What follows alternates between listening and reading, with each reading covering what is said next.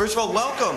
Thank you everyone for coming here. It's so nice to see so many friendly faces, friends, neighbors, and so great to see so many faces I haven't seen before. So welcome to Wappinger Town Hall. With that, I am Town Supervisor Joseph D. Cavassini, and welcome to our first Welcome to Wappinger Realtor Forum. This has been something that we have been talking about for quite some time, and something that we have been speaking about at department head meetings, and our intent is to build upon our relationship with you and make sure that when folks are coming, when first-time home buyers are coming to the town of Wappinger, they have a great experience. We all know that you play a vital role when it comes to selecting not just someone's home, but their way of life. And right here in New York's Hudson River Valley, the town of Wappinger sits at the heart. And we want to try to make ourselves stand out a little bit amongst all the other towns and give you folks the knowledge and tools to equip you in selling a home here in the town of Wappinger. Wappinger is truly a blessed community. We are a waterfront community nestled, as you know, just 70 miles north of New York City, with 28.5 square miles of quiet neighborhoods, five-star dining, premier shopping amenities, breathtaking natural sights, and over 17 miles total of shorefront in this town between our creeks, our lake, and the Hudson River. Our town truly offers a lifestyle unlike any other here in the county. From our rich history, access to shopping, our exceptional schools, from the rolling hills along the Didell corridor and rail trail to the tranquil shores along the Hudson, Wappinger is not just a place where people live. We like to think of it as a place where people belong. And on that note, before we get started, I'd like to clear up a few points. Number one, we are the town of Wappinger. That's my biggest pet peeve, folks. And you guys can start the change here, all right? In clearing up something that has been a pet peeve of mine for quite some time. So if you see everything here is the town of Wappinger, okay? That is where you are. Okay? There is the village of Wappingers Falls, which 3/4 of it is in the town of Wappinger. That's just a heads up. The village of Wappingers Falls is split between two different municipalities, the town of Poughkeepsie and the town of Wappinger. And essentially that's like a school district, another layer of government. So the ground that you are in when you're in the village of Wappingers Falls is the town of Wappinger. They pay town of Wappinger taxes, that's important for you guys to know, and they elect town representatives. So it is the town of Wappinger. There are 6 zip codes in this town, believe it or not. Wappingers Falls, which is technically the village's post office. We can thank FDR for that back during World War II. He expanded the first-class post office system, expanded it into Fishkill, right, Councilman? Poughkeepsie, LaGrange, East Fishkill, and Wappinger. So just because you're in Wappingers Falls does not mean you're in the village or even in the town. We also have the Fishkill zip code, Hopewell Junction, Poughkeepsie, Chelsea, and Houstonville zip codes as well. So just to put that in perspective, we have 6 different zip codes. And as you will see here today, we're more than just Route 9, we're more than big box retail, and we're more than 1960s neighborhoods. We have tremendous parks, we have tremendous natural resources, historic sites, we have beautiful properties that some of you might have the opportunity to list. And we're seeing a number of folks coming up from New York City, from Westchester, looking for big, beautiful properties, 10 acres, 1 acre, whatever it may be.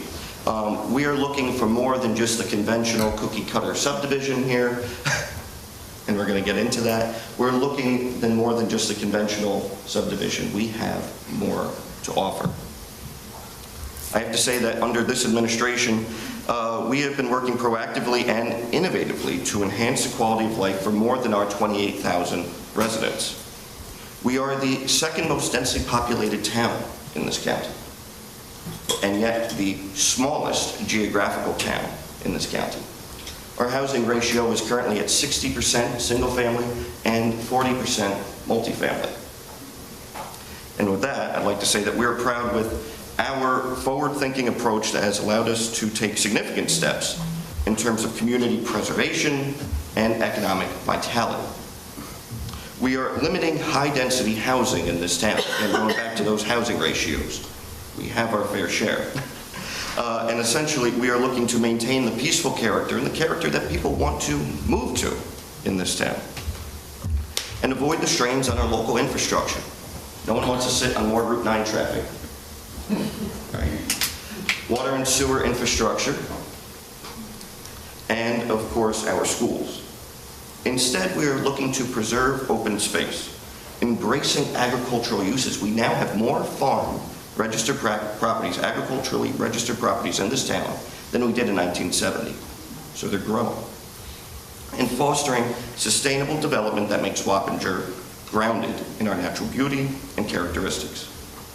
Perhaps most exciting of all, based on this, we do have a moratorium on high-density housing, but we've been able to curate, right, that's important, curate over $100 million in new economic development that's coming down the pipeline to this town without cutting down a single tree, by redeveloping previously developed sites in this town. That is what we're working on, to be innovative in this town, not just clear-cutting hundreds of acres of land and sticking a subdivision on it or putting high-rise multifamily. Our strategy is about smart development that protects Wappinger and creating new opportunities for businesses and families and our future residents. Internally, we are doing a lot of work, as our department heads and staff know. We are revitalizing our town park system, most of which has not been updated in 20+ years, and our town-owned infrastructure, dealing with state unfunded mandates on our sewer treatment plants. We're being very proactive with that. We've also worked to streamline efficiencies within our own town government, instituting new software, internal policies, and fostering regular communication amongst our team and our department heads. With that, this is a community that values communication. We encourage community involvement, and we welcome newcomers with open arms. Whether you're exploring a new park or trail, or discovering your new favorite restaurant, or simply enjoying the breeze off the Hudson River, Wappinger has something for everyone. And we're here to help you and our families that you will serve. We want to make sure that they feel right at home on day one. So, with that, I welcome you. You are going to hear from a number of our department heads and employees here today on their various specialties within the town government. I ask that you consider the fact that they are doing their jobs. They are enforcing our town code. They are here to do their jobs each and every day. But we also want to hear from you. So this will be a good, innovative forum that we feel that will be beneficial to you, your future clients, and to our town government. I ask that you hold your questions till the end, as I'm sure you want to get back to your day jobs after this, right? We will ask you to hold your questions to the end. If you have not gotten handouts up front, you can do so at the end. And we are thrilled to welcome you. With that, I'd like to turn it over to my good friend, our town clerk, Joseph P. Paoloni, to tell you about the services of the town clerk's office. Thank you. Hi, everybody. I am the town clerk. It's not a very glamorous title, but the former councilman Robert Valdata used to call the town clerk the town scribe. How do you hear this thing? Joe, here. I like to walk around. This one. Yeah, I used to sit up there as councilman for 14 years, and just when I thought it was out, they pulled me back in. So, yeah, when we moved up here from the Bronx in 1967, there was something called the Welcome Wagon, and one of my mom's best friends came from the Welcome Wagon. Now, my wife pointed out that it may not have been a town initiative, it might have been a county or a Chamber of Commerce initiative, but nevertheless, it was it told you all the things that they're all about to tell you, and also I'll tell you about the town clerk's office. So, and then without further ado, it's going to be a long meeting, so I'll move right along rather quickly. So what we offer from the town clerk's office, which many of you may know, but it's important, with the handout I'll give you all your clients, people you sell houses to that they know, begin the welcome wagon process. But we do marriage licensing. You can't get married without a license. You know, a lot of people think you just get married, believe it or not, but you know how to get the license. You get them here, and we keep them, we have them going all the way back to 1875 when we were divorced from Fishkill, we were part of Fishkill. And so if anybody who's been here before, married before 1875, if they're doing a genealogy study, they have to go to Fishkill for it. We do the death records. All the deaths go through our office, and they're filed with us. So anybody who's died since 1875, it's in my vault there, along with the births, along with any historical transcripts, including the marriages, the deaths, and any births. We also do genealogy studies for people who want apostille. They want to move to Italy or Ireland because they're tired of living here. So, but nevertheless, that's the whole process. They need to prove that they are related to the people that lived here. So many of your clients are probably not people that live here, but some of them do. And anyway, this is what we offer. We sell the licenses for the dogs, the games of chance, like the bell jar, the whatever they may need for like bingo, whatever. Hawkers and peddlers we do for people who are selling hot dogs and things of that nature, or selling door to door. We also sell the hunting and fishing licenses for the your residents that would move here and need that. We have garage sale permits. Apparently you need a garage sale permit. It's nothing really that you have to pay for, but it's just to keep your neighbor honest for your next door neighbor, because if they're running a business and they're selling shoes and they're doing it every week, you're only allowed 3 a year to stop them from running a business out of their residential neighborhood. So that's a nice thing that we do. We do notifications for liquor licensing, things that a lot of times don't apply to you. We process the rezone applications. We manage incoming, outgoing foils, and we will soon have an online foil system. And I know a lot of you do foils through the building department, which is quite a lot of work they go through, the real estate people. But you know that hopefully when their files are all scanned, that they will make it easier for them, because it's a lot of work for them. You know, in my opinion, they should charge. They're not allowed to. Basically, handicap permits. We issue the permanent and temporary handicap permits to people who park at the, and we don't do the village yet, but looks like we're taking on more of the village, more and more every day. Okay, so a lot of our information is in scanned, in fact, most of it is scanned in Laserfiche, and I'll quickly go on the website and show you where you can access it. It's also, all the videos of the meetings have been online since 2006 when I was on the town board, and we bought something called Minute Track, and all the resolutions, minutes are there, as well as all the projects that were scanned into Laserfiche. It's all online. You just click a button. And just to finish up, so yeah, we have an online Laserfiche. I'll show you that in a second. We have the online Minute Track agendas, and we manage the online town code. So anything to do with, oh, can we do this in this area or that area, this zone, it's all right, which I'll show you in a second. I'm not going to show you the details. I'm just going to show you where it is. You know, you don't need a piece of paper to show you how to town of Wappinger in Google, and then click on it, and then you're in the town website, which is a plethora of information over the years. And then we have something called a recycle center. And basically we have our own, just like a dump, but it's a recycle center. It's open on Saturdays and Wednesdays, from 9 to 12. And we issue the permit there. You just have to prove residency. So they have to come in with their registration, and then we scan the registration with a scanner. It sees that that street is in the town of Wappinger, and whether it's a split street, it's like half the street might be in East Fishkill, and half is in Wappinger. It'll know that that is in the town of Wappinger, and it's very cheap. It's too cheap in my opinion. It's $45 for seniors. It's $6.75 for regular. For the whole year, you could use it, and it's. We lose a lot of money on that place. Even the mob makes money in garbage. We don't make money. We don't make any money. So anyway, that's the town website, townofwappinger.ny.gov, and I'm going to attempt to make a medical moment here.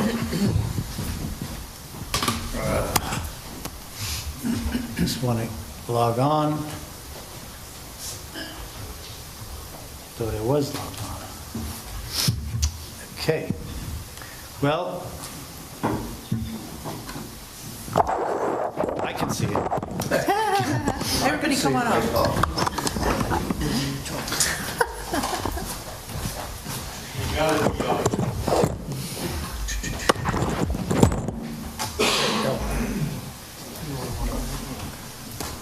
Is it Control F8? Duplicate, try Control F8. Yep, hold on. There it is. Duplicate? Yep. There we go. There you go. Okay, I'll sit here, so you don't have to. Okay. How do you click this?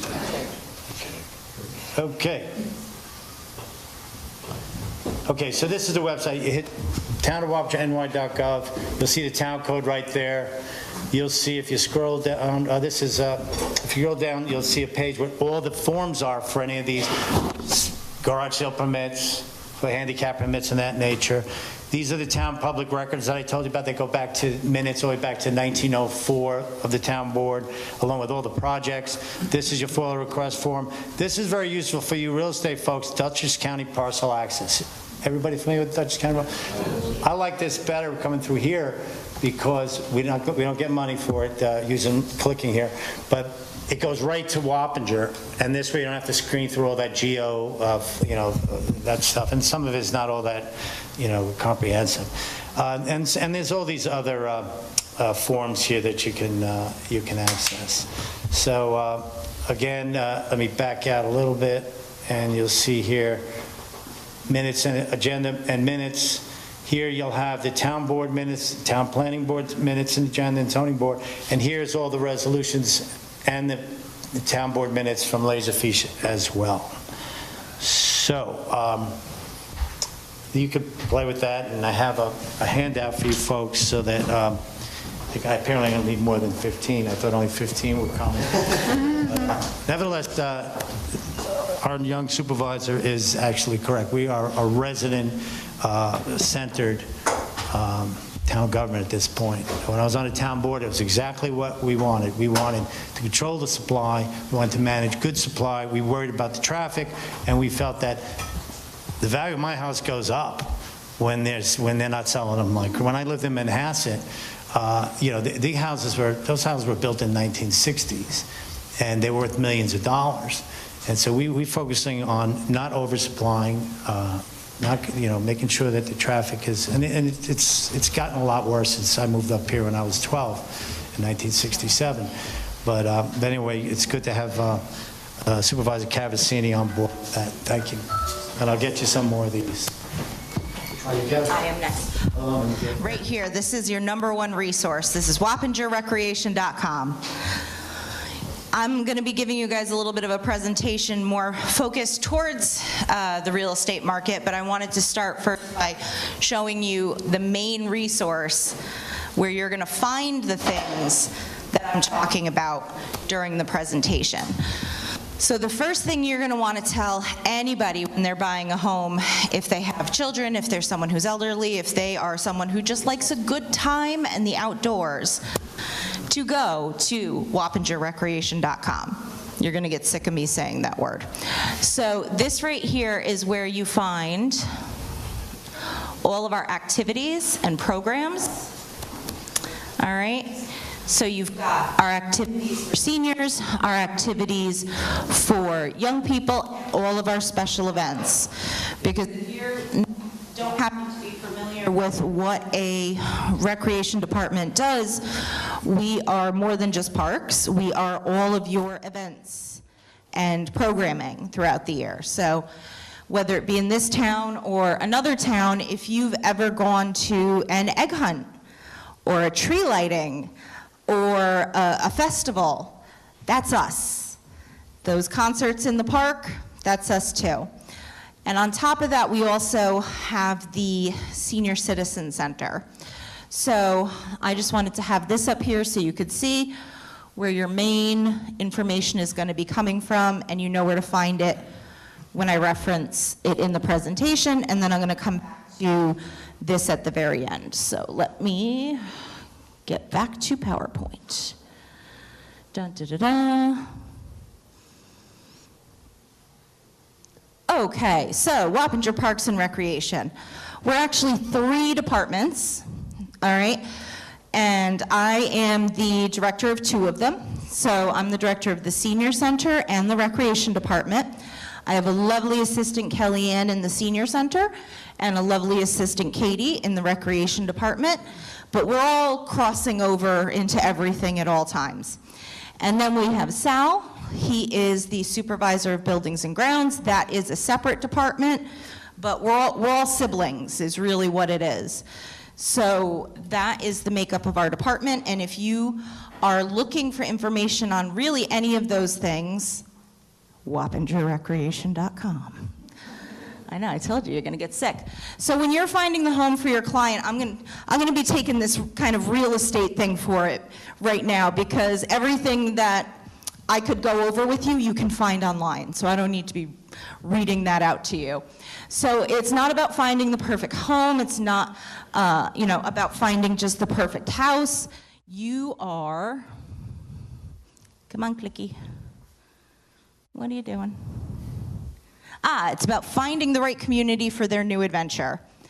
And one of the best things that I have going for me is a bunch of nieces and nephews whose pictures I can use without getting photo releases. So those are my nephews having an adventure in one of our parks. So, but luckily for you and your clients, Wappinger has something for everybody. The supervisor stole my line in his opening address. It was kind of awesome. We did not plan that. So a typical listing that you guys see online, are perhaps the ones writing, talks about the home, the school, the square footage, how close is it to a train station, okay? But how often are you guys putting in there, how close is the closest park? All right? Parks are a selling point for homes in a community. Whether it be the closest one or another one that better fits their needs, that is something that you don't see in real estate listings, and it probably should be. The lovely assistants are out in the lobby watching. So how often are you letting your clients know about the arts and entertainment that's in their community, the townwide programs that we have for both youth and seniors and adults, active adults, and how often are you guys letting people know about the full scope of recreational activities that are available to the people when they purchase a home in Wappinger? Okay? It's a win-win for all of us, because we have more people in our parks, we have more people aware of our parks, and you're also adding positive attributes to listings that you have, all right? So familiarizing yourself with the resources that are available in the town of Wappinger will, as I said, it'll help you enhance your listings to know that a potential home comes with more than just what's inside the walls or inside the property lines. And you can personalize your showings to the people that you're showing it to based off of what will be your fantastic knowledge, it'll come, your fantastic knowledge of everything that Wappinger has to offer inside of the community.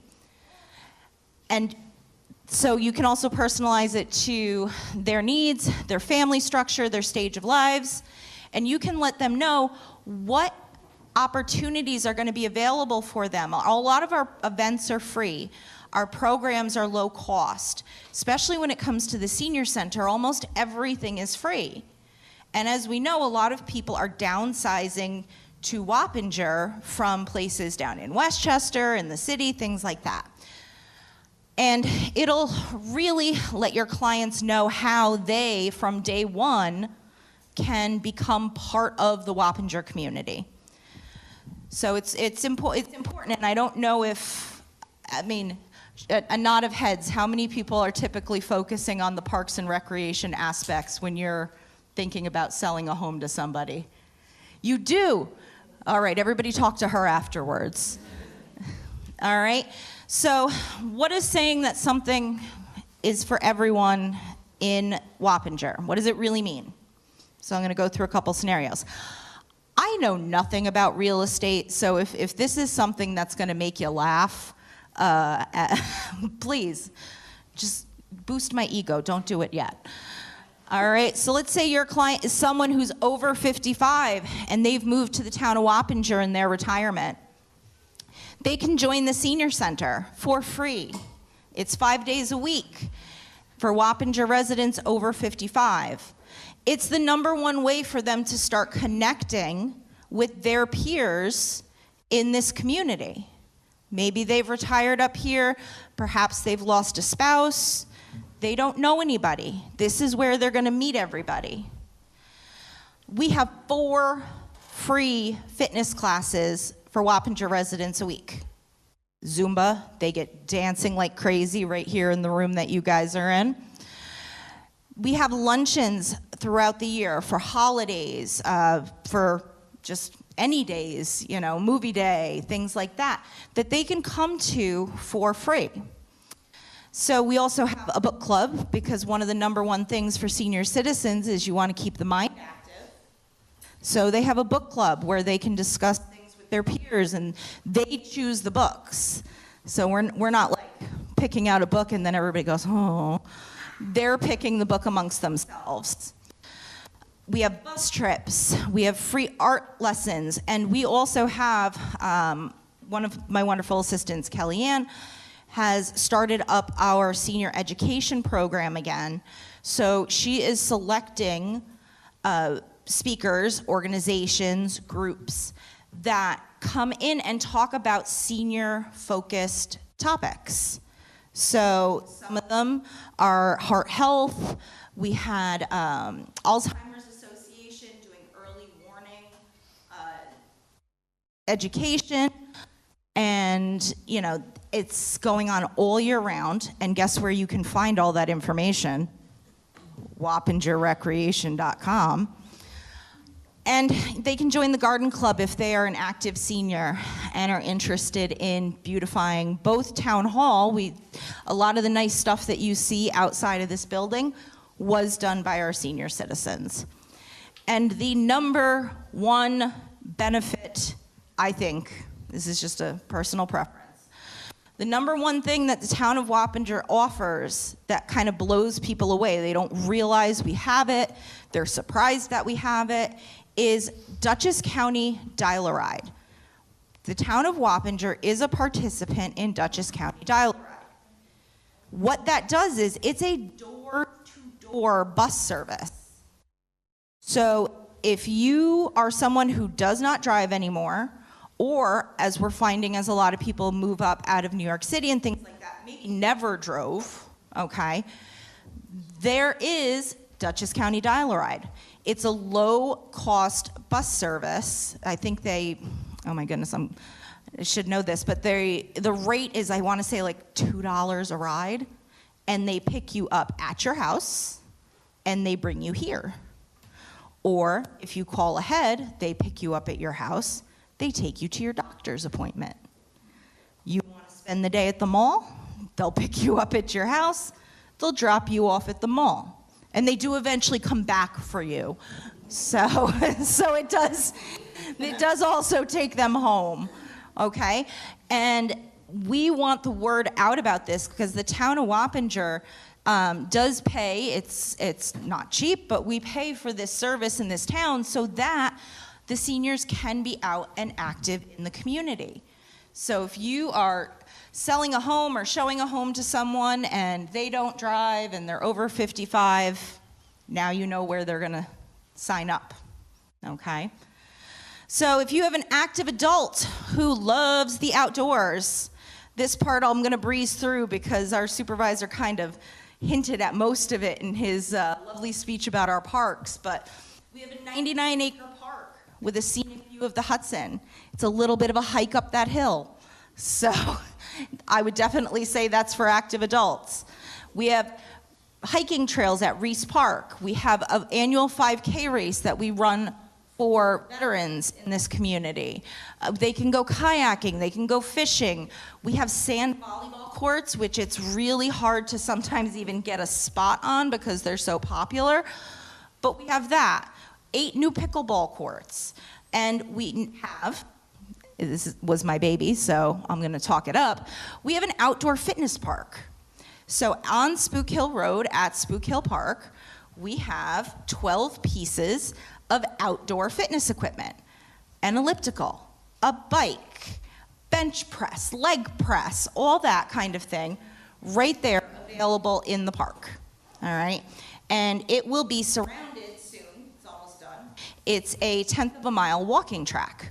Right now it's a 0.9 of a mile walking track. We have to finish the last couple of feet, but it will be done soon, and it's right there at that same facility, and it's flat. So it's a good walk for everybody. It's a good walk for somebody pushing a stroller. And then they can also get their hands dirty by reserving a garden plot at Carnwath Community Farming. All right, a lot of people don't necessarily want to carve out that space at their home. You can rent a community garden plot at Carnwath Farms, which is that very same 99-acre facility on the Hudson. Okay. Clicky, clicky, there we go. All right, there's some more of those kids who don't need photo releases, my nieces and nephews. So if you have a family with small children, they can have a picnic at one of our 11 parks. We have 11 parks. Some of them are a little more tucked away than others, but that means that there's one close to a house that you're trying to sell in Wappinger. They're spread out throughout the town. So they can spend the day burning off some energy at one of those 7 playgrounds that we have. Not every park has a playground, but the reason I was late to this lovely presentation was because we're building a new one today down at Castle Point. I had to go let the contractors in. We have gymnastics, we have fishing, we have indoor soccer. Those are all programs they could be signing their kids up for. We have community events through the town, I already mentioned that. Annual community events, egg hunts, tree lightings, parades, fireworks. Our carnival we have has carnival rides, fireworks, parades, all of that. Or they can sign up for one of our affiliate programs in Wappinger, and this is a make note moment. Wappinger does not operate a soccer league or a baseball league, okay? They are run through Wappinger United Soccer or Wappinger Little League, okay? So one of the #1 calls that I get is, I'd like to sign my child up for baseball. Okay, well, I need you to go to Town of Wappinger Little League. It's like TOWLL.com, and you're gonna register through them. But that's one of the first resources that a lot of parents with small children are looking for in the community. So they can go to one of our family movie nights, and we have one of the most affordable summer camps in Dutchess County, all right? You're talking between $4 and $5.50 for 7 weeks, not per week, for all 7 weeks. It's unheard of amongst other towns. I would imagine you're all very, very up to date on the going summer camp prices in the community, right? It's typically about $900 to $1,000 for a summer. So we have now going to be 2 locations for summer camp in the town. So, but that's not all. We have our concerts, we have a craft fair, we have tons of ways for them to get volunteered, or to volunteer. So if you're working and showing a property or just finished closing something up with someone and they're like, well, how do I step out and get involved in the community? Here, we need them. We always need good and enthusiastic volunteers. All right? All right, so we're ending with WappingerRecreation.com. All right? So I kind of showed you a little bit about what you can find there, and I'm going to go back and show you the part that's going to assist you with using a local park to help sell a property in the town of Wappinger. And I just have to go back to our website. Okay. So on our website, we labeled it very clearly, Parks and Fields. Right on here, you have every park in the town of Wappinger and what it has at it, okay?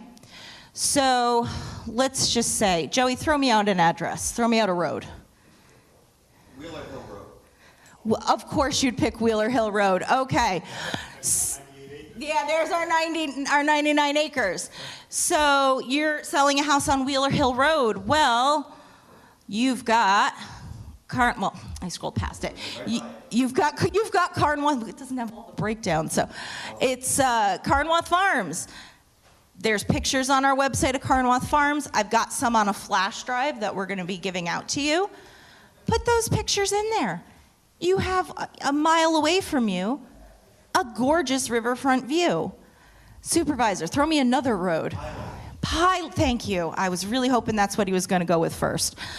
Okay, so if you're selling a home on Pie Lane, okay, Mart's Field, look at everything we've got there. We've got a baseball field, a basketball court, 2 beach volleyball courts, soon to be 3, but you didn't hear that here. A pavilion that is available for rent for parties, 8 pickleball courts, a gorgeous playground, and 2 tennis courts. All right? That's less, if they're on Pie Lane, that's walking distance. That's walking distance to that park. So that should be in a listing for my benefit and for yours, because we want to see people using these. So I'm going to break the rule just 1 second because you know I have to cut out. Does anyone have any parks and recreation questions? Where's your bocce? Where's our bocce? It's outside, right here. Walking distance. And if you look on wappingerrecreation.com, down under Town Hall, look at it. It's there. Perfect. Yes, sir. Who does the booking for the entertainment? That is me. Are you in a band, sir? I had a feeling. That is another question I frequently get. I'm not going to be here towards the end of this, but if you want to leave your business card maybe with the supervisor or somebody else, they'll make sure it gets to me. Yes, ma'am. Where was the fitness park? Spook Hill. Spook Hill Road. Because we haven't finished that last, I said it's a 0.9 mile right now, walking track, but it's soon to be finished. That's not listed on here yet, but Spook Hill Road. Spook Hill Road, and there's a ton. It's like 13 pieces of equipment. Yes, ma'am. It certainly is. It is handicap for wheelchairs. They have the drop-down lift, so that somebody with a walker or someone in a wheelchair goes right on there, and then they ascend into the bus. All right. Sure. Just real quick on the walkability to some of our parks. If you go on Google Maps or even on this website, it might be on one road, but if you look in, actually, if you just want to reach out to recreation, we have several pedestrian access points back into other neighborhoods. So Spook Hill Road, I do not want kids walking on Spook Hill Road. And so we are going to be opening up 2 pedestrian access points, one onto Nancy Lane, one on Reggie. Mart's Field, it's on Pie Lane. It's also on Montfort Road, and then also we have a pedestrian access point on Long Court. Carnwath Farms, it's on Wheeler Hill Road. There's a pedestrian access point in toward the Chelsea Hamlet on River Road North. So if you happen to see one of these parks, you want to reach out to Recreation, we do have pedestrian access points that might make it a little more closer to your listing. Perfect. Thank you. Very good point. Yes, ma'am. Is the garden club you mentioned only for seniors, or is it open to? So that one is only open to seniors, but there's also a group called Friends of Carnwath that, and yep, I got them in there already.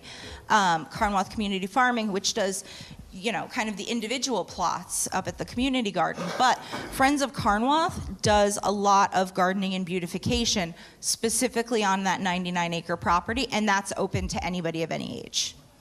All right? Yes, ma'am.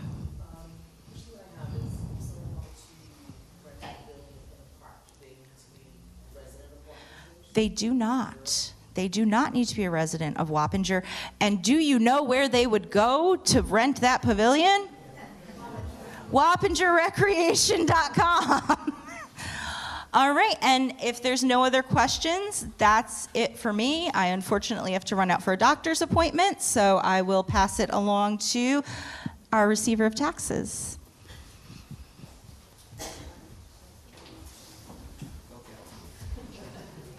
Do you want that one or this one? That one. Okay. Do you need your mouse? Good morning. So I represent the not fun part of home ownership, taxes. Thankfully, Town of Wappinger has one of the lowest tax rates in Dutchess County. We work really hard to keep that rate low. My experience is that most people aren't that educated in what their taxes are going to be, especially new buyers. And that, if you have a mortgage and an escrow, that's going to affect your monthly payment the most. They look at what homes are assessed for, but the sales do get reported back to the assessor's office, and at some point that price is going to be adjusted as the assessed value on what they're going to be taxed at. So somebody can look at a home that's currently assessed at $300,000, but if it's going for $5 1/4, their taxes are going to get increased based on that value. I get the experience a lot with new home buyers who come to my window very upset because they've had an increase in their escrow payment that they can't afford. They're totally bumped out of their budget because their escrow has doubled because they were set up at the wrong escrow amount based on the previous assessed value. That happens often too if there's significant exemptions on the property. They're buying a home from a senior who have multiple exemptions. So even though the value might be reasonable, they're only paying taxes based on a reduced value. So unfortunately, that becomes a very difficult position for new home buyers. And of course, they call their bank, and the first thing the bank says is your taxes went up.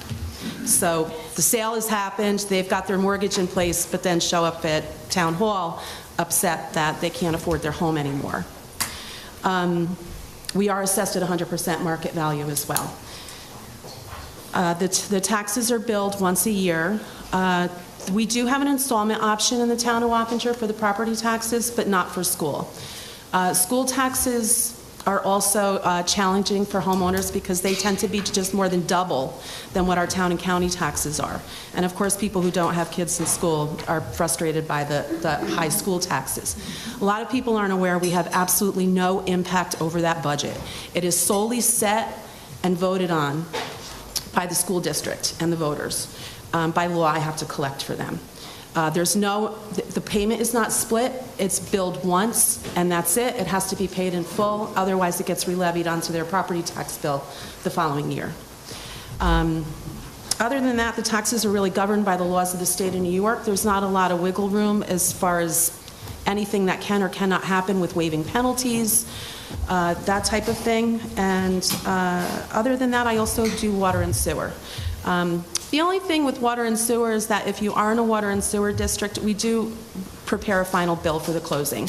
And then that is we don't ever turn water off in homes if you are on public water. So the bill's accounts just get transferred. So we would just ask that you make sure we are notified of who the new owners are so that the appropriate person gets the bill. So other than that, it's pretty straightforward. There's not a lot of fun park stuff with the taxes. Thank you. Thank you. Who's next? Yeah, the next fun part.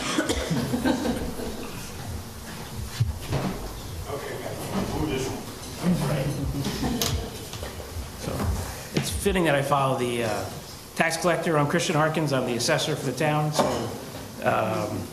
people refer to me as the devil, things like that. That's perfectly fine. Little history on my part. My father's a realtor. He's been a realtor since 1960.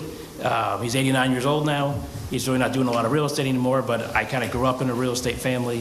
When I got to college, I became a real estate appraiser, and then I became an assessor down in or a deputy assessor down in Westchester, then I became the assessor, and then I was living up here, and then this job opened up, I took this job. So I'm the assessor for Fishkill as well, so I do both towns, Wappingers and Fishkill. I don't have anything for the screen, so I'll just talk to you about what I have going on. We are 100% of value here. We do an annual reevaluation every year. If you live in Wappingers or Fishkill, you probably get those letters from me, which come out May 1st. Today is April 22nd, so they're really close to coming out with your new values on it. So we try to keep I work closely with the state of New York. We try to keep your values at 100% of our equalization rate at 100%. So as far as some of the things we do in our office, exemptions, if you have buyers who would qualify for exemptions, there is a flash drive I think we're going to give everybody that has the actual exemption forms on it. They're easily findable on the internet. But star exemption is one of the big ones. All your buyers, if they're going to live in their property, would qualify for a star exemption. The basic star is if you're not over age 65 and you make less than $500,000 a year, you'd qualify for a basic star exemption. If you have a senior buying a property and they make less than $107,300, they can qualify for an enhanced star exemption, which is worth about more than double what the basic star exemption is worth. Now it's a registration process. You used to file these applications with the local assessor, but that's not the case anymore. Anyone who's purchased a property 2015 or later is now part of the registration process where they actually send the buyer a check for their star savings. Anyone who's owned a property prior to that, you're grandfathered in, and you could still be in the exemption portion where your school tax bill actually comes in with the star savings right on it. New buyers, they'll get a full school tax bill, but they'll get the state will send them their star savings in a check form. That's just the way the state wanted to do it. I think they wanted the taxpayers to know where the money was coming from. So if they get a check from the state, then they think, hey, the governor sent me a check, this is great. But if it's on your tax bill, people don't realize where it's coming from anymore. And again, the star does not follow the buyer. So if they owned a property somewhere else and they had the star exemption there, the star's not going to follow them. They've got to re-register for their star exemption. And then we also have veterans exemption. Similar thing, if they had their veterans exemption on their other property, it doesn't follow them. They've got to come back and see me, register with, file with me, bring their DD 214s, which is their discharge papers from the veterans exemption, and file with me. So we have we have alternative veterans exemptions, which is anyone who served during a period of war. We have the Cold War exemption for any veterans who served not during a period of war, but from 1945 on, was considered a Cold War period. And if they have a disability rating from the VA, they can get a disabled veterans exemption, which saves them even more money. We also have a senior citizens exemption for low-income seniors. Most of the school districts have the highest income limits. It's $58,300.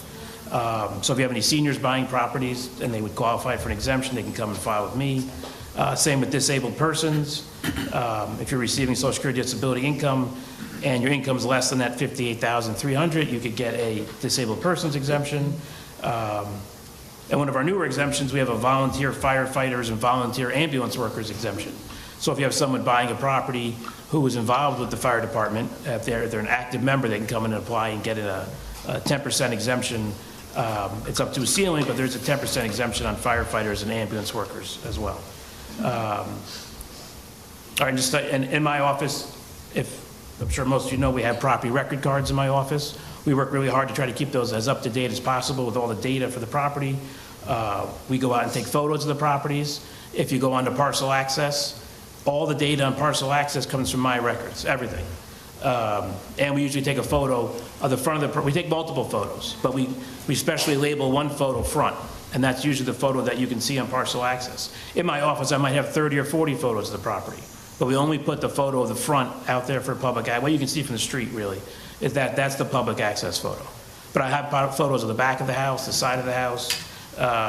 If they have a pool house, sheds, garage, detached garages, we try to get pictures of all of that when we get to a property and take a look at it.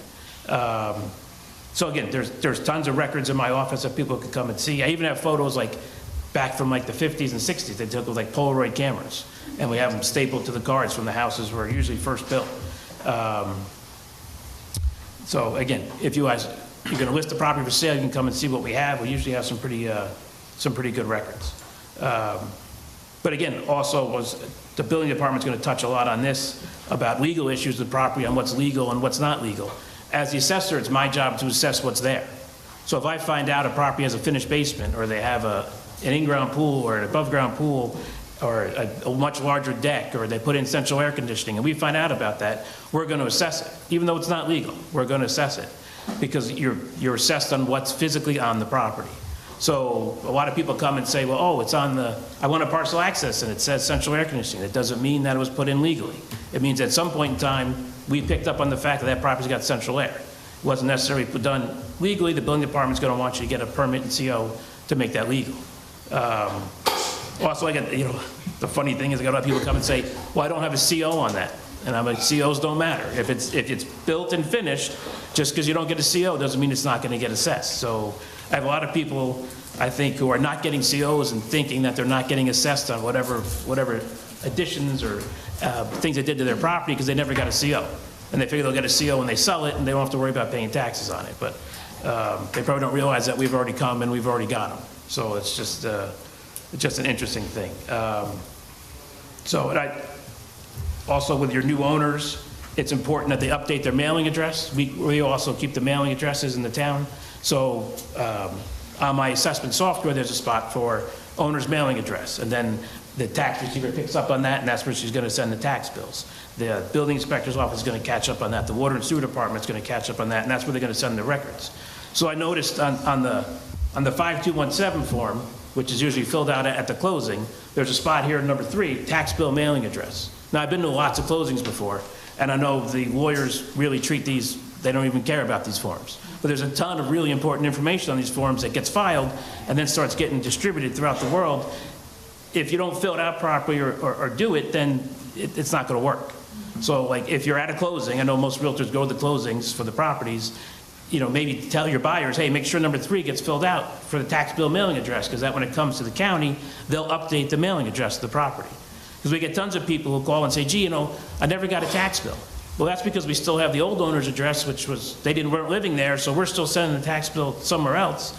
And they say, well, my tax bill's late now because I never got it. Well, you're still gonna have to pay the penalties because that's not the way, unfortunately, that's not the way it works. And we don't know what your actual mailing address is because no one ever told us you wanted to use this mailing address or this P.O. box or this other thing. So I just find it, tell your buyers to just call the assessor or contact the assessor and say, hey, this is going to be my mailing address, and we'll update it, and then things will flow right from there.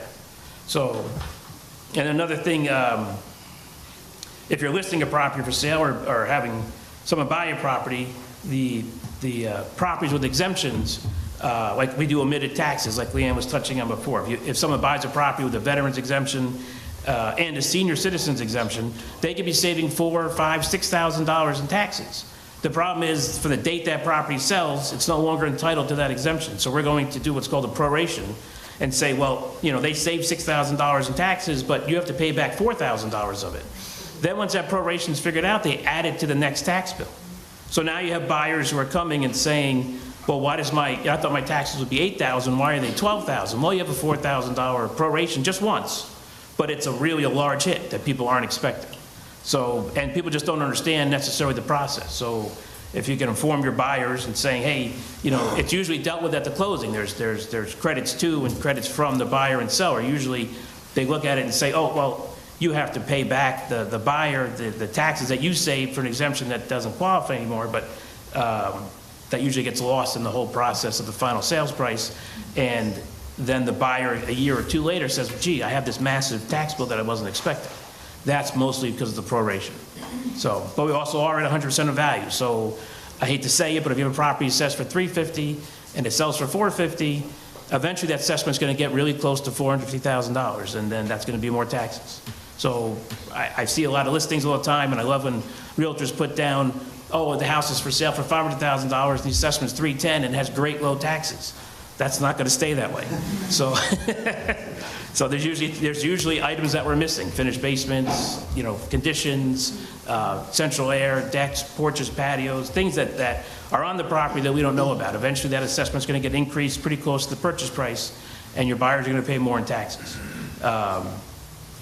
So maybe just something to let your buyers know what's coming down the pike. That's not always the case. So I always find information's better if you disseminate it and let people know what's going on. So again, so that's it about my office. So I mean, I know when I started doing this in 1996, my office used to be inundated with realtors, with assessors, appraisers, always come to the office, always to check our records. Now that we've got computerized records, I maybe get 1 or 2 people a week in the office, where I used to get 20 to 30 a day. So computerized records are a great thing, but it's always great to come in and pull the actual record card and see what we have and see what's going on. And if you've actually seen the property, you know what's there. So if you come and look at our records and say, well, gee, I was just there and I know this enclosed porch is now being completely converted to living area, this basement's finished, and your records don't show that's something that you should work with my office and the building inspector's office on getting legalized, before the sale. Because it's I don't want to step on your toes, but it's, so, but again, we're a wealth of information, and you can come and get it anytime you want. So we're an open book. So you want to do questions afterward? You answered my question. So a house assessed for 300 sells for 500. How soon does it get reassessed to 500? Well, we do assessments once a year, every May 1st. So if we know about the sale around May 1st, the chances are it's going to happen. Okay. So I try to be as obviously, a lot of assessors say it's sold for 5, your assessment's going to be 5. I try to give them a reasonable number. It's not necessarily going to be 5, but it's going to be pretty close. So, but. Grievance Day, well, that's an interesting question. Since I'm a shared assessor between 2 towns, Grievance Day is the 4th Tuesday in May. But in Wappingers, we moved it to the 1st Thursday following the 4th Tuesday in May.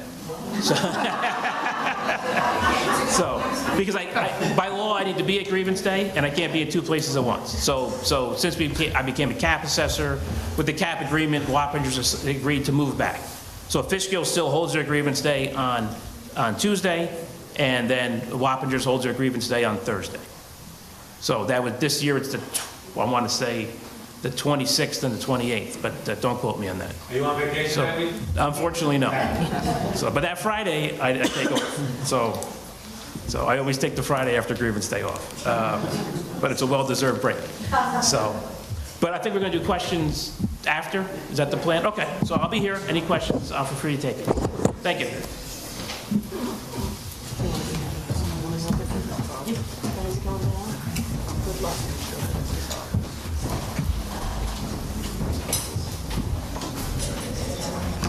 Before Krista and Susie hop on, I just want to share with you, we have these additional handouts that we post around Town Hall. You might have seen pie graphs explaining where your taxes go in other towns. Well, we did a dollar bill under this administration, and we want to show you exactly where your dollar goes when you pay your taxes overall.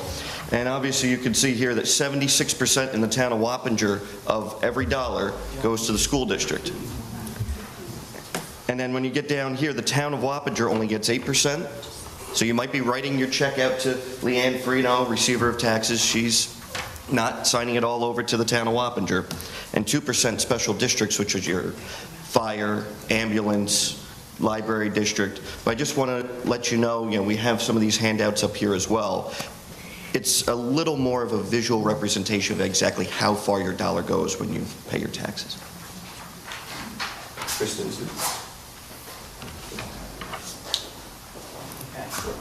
This is everybody's real favorite part. Okay. So we're just going to kick off for the code enforcement department. That basically includes building, fire, and zoning. Susie and I are both the clerks. We're usually the first people that you're going to come into contact with when you come to the building department window. We highly recommend coming to see us. We are a very busy department, but we do try to make time for people who are coming in to do FOIL requests and trying to just do a basic inquiry. If you try to call the office, you might have to leave a message, but we will call you back. We try to give everybody the same amount of time and attention to their questions. So we're just going to kind of touch base on a little bit. Code enforcement has a bunch of different layers to it, so you're going to probably hear similar topics from everybody in our department, but we all kind of touch on it a little differently. So to start, I'm Krista Verano. I'm one of the code enforcement clerks for the code enforcement department. We're going to talk a little bit about things that we encounter on a regular basis in terms of selling a home, municipal searches, FOIL requests, violations, things like that. We feel like having these discussions ahead of time. Usually we deal with people when there's a closing happening and it's all last minute and everybody's rushing around trying to figure everything out. We understand this is confusing, it's a frustrating process, so we really want to try to make it a little bit easier for everybody.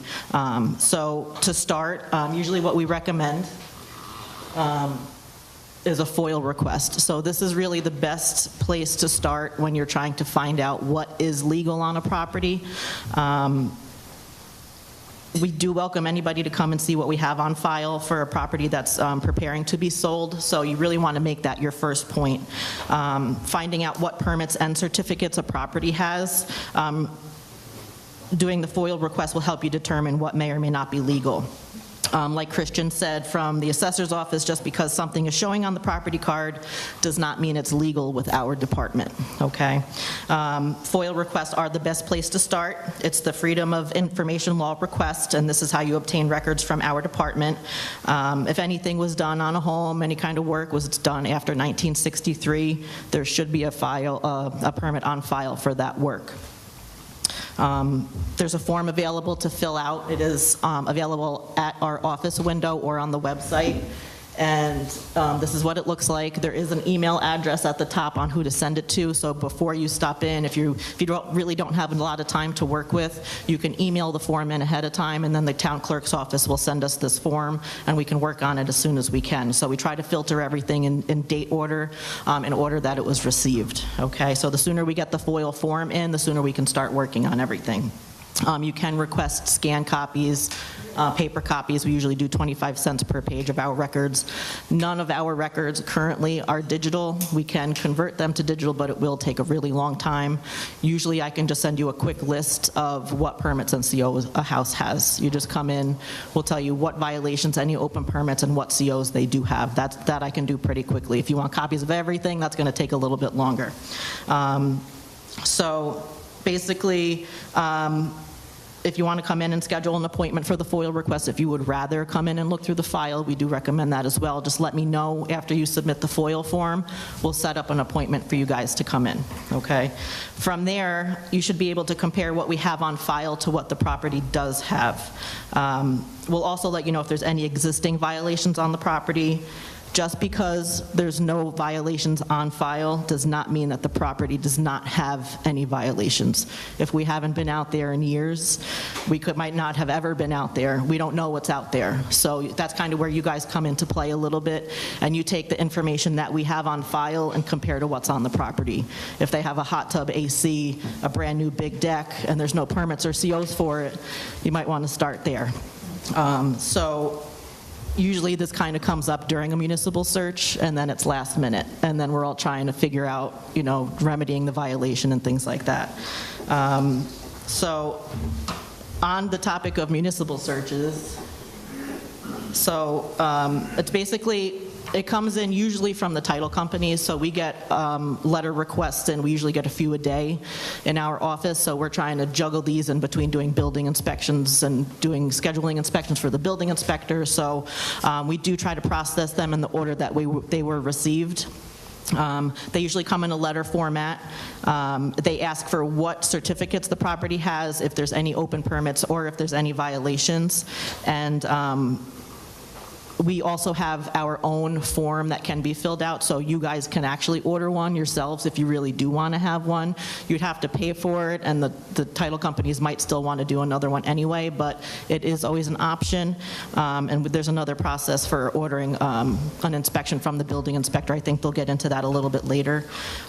So the municipal searches, when they come in, the sellers have to fill out an owner consent form. So that has to be submitted along with the request for the municipal search, and the consent form has to be signed by the legal owner of the property. So sometimes the property's in a trust, so usually the trustee is the person who signs the consent form, and if the property is in a estate, the legal executor can sign the consent form, but then I would need the documentation to show that they are the legal executor of the property. So there's usually some kind of documents from the court that would go along with the owner consent form. So like I said, we process these in the order that they're received. We cannot accommodate rush orders. A lot of these requests come in and they say big rush order on the top. We can't do that. We have to make it fair for everybody and just process them in the order that they came in. So please be patient with us. We really are trying to get these done as soon as possible. We try to prioritize these as much as possible. We know everybody's trying to get this paperwork in for their closing. We try to avoid having 5 different people call us for one municipal search. So it takes a lot of time away from us being able to process all this paperwork when we're dealing with 5 different people on one municipal search. So usually we like to deal with the title companies. If there's violations that come up, the homeowner has to come in because they have to fill in a consent form and do that. But just try to keep that in mind. It's very time consuming. We want to try to help everybody and answer everybody's questions, but it does take a lot of time away from us processing all the rest of the paperwork.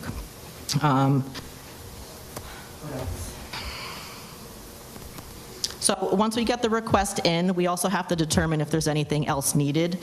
So we have to see if a property has a well or if they have, if they're connected to town sewer, because that has special requirements on our municipal searches. So I'm going to hand this over to Susie. Susie's the other clerk in the code enforcement department, and she's going to kind of go into that in a little detail. And we do have handouts regarding this information as well. Okay. Thank you. Good morning, everyone. My name is Susie, and I'm the code enforcement clerk. Can you hear me okay? So I'm going to quickly go over some requirements needed for whenever there's a municipal search ordered for a property, whether they have a well or sub pump. If there's any violations on a property, I'll touch on that as well too. So the first one is a well test. Basically, what is a well test? It's a property that has a private water supply. If it's on, the home is on the market and we receive a search for that property, we will need a well test if we don't have a current one on file.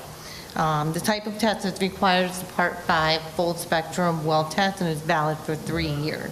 We do have the information on the labs and the well testing protocols available. We have it in the handout. But I do want to note, though, that we can only accept the well test directly from the lab. Sometimes people will try to bring them into us. We can't accept it from them. It has to come directly from the lab. All right? How do I go to the next one? Oh, there we go. The next one is if a home is on town sewer, we have to go in and inspect if there is a sub pump in the home. So basically what we do is that when we do the search of the property, the inspector will go out to verify if there's a sub pump in the home or not. If there is one, just to make sure that it's connected properly and not to the town sewer line. And if there isn't one, then that's fine too. This is a requirement if a home is on the town water and sewer. So we can't go by the homeowner saying we don't have this. We need to go out to verify that. And then sometimes when they go out to do inspections, there may be violations. So what type of violations are there?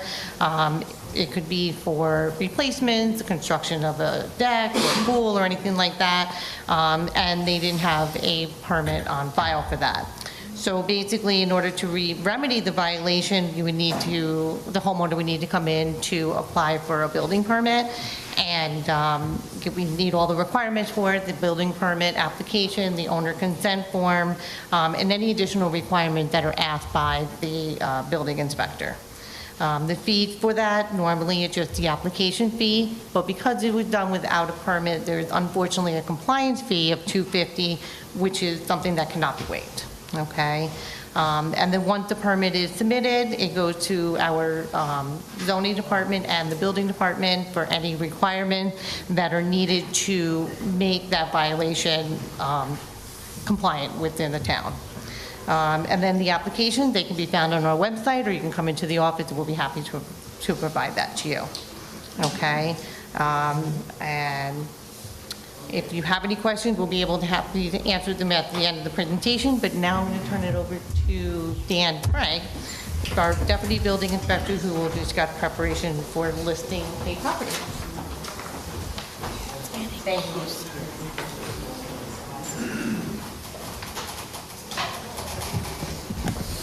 Good morning, still morning. I'm Dan Franks, Deputy Building Inspector. I know some of you have seen me before and probably not always very happy with me, but I'm trying to fix that here. I'm going to speak about when you're listing a house and what's there. I know Christian touched on a lot of it, so did Susie and Krista. I'm kind of going to combine some of that. So first step, well, obviously, the person comes to you wanting to sell their house. You come out to their house. Start taking notes of what they have there. Look at everything, pools, decks, all these wonderful features that are going to help you sell this house. You go back to your office, pull up parcel access, as Christian said, look at all this. Fantastic, all this stuff is here. It's all listed, it's great. Make that listing, and it's going to be a quick sale. It looks fantastic. But unfortunately, as Christian said, parcel access gets their information from the assessor's office. And historically, the assessor's office went out, looked at your property, saw what was there. Didn't check with us usually. Now we have a much better relationship. We talk to each other about this stuff. So it goes a bit better. And, you know, that if and Christian goes out there, he said they see a shed, a swimming pool, they put on that card. I think it's great.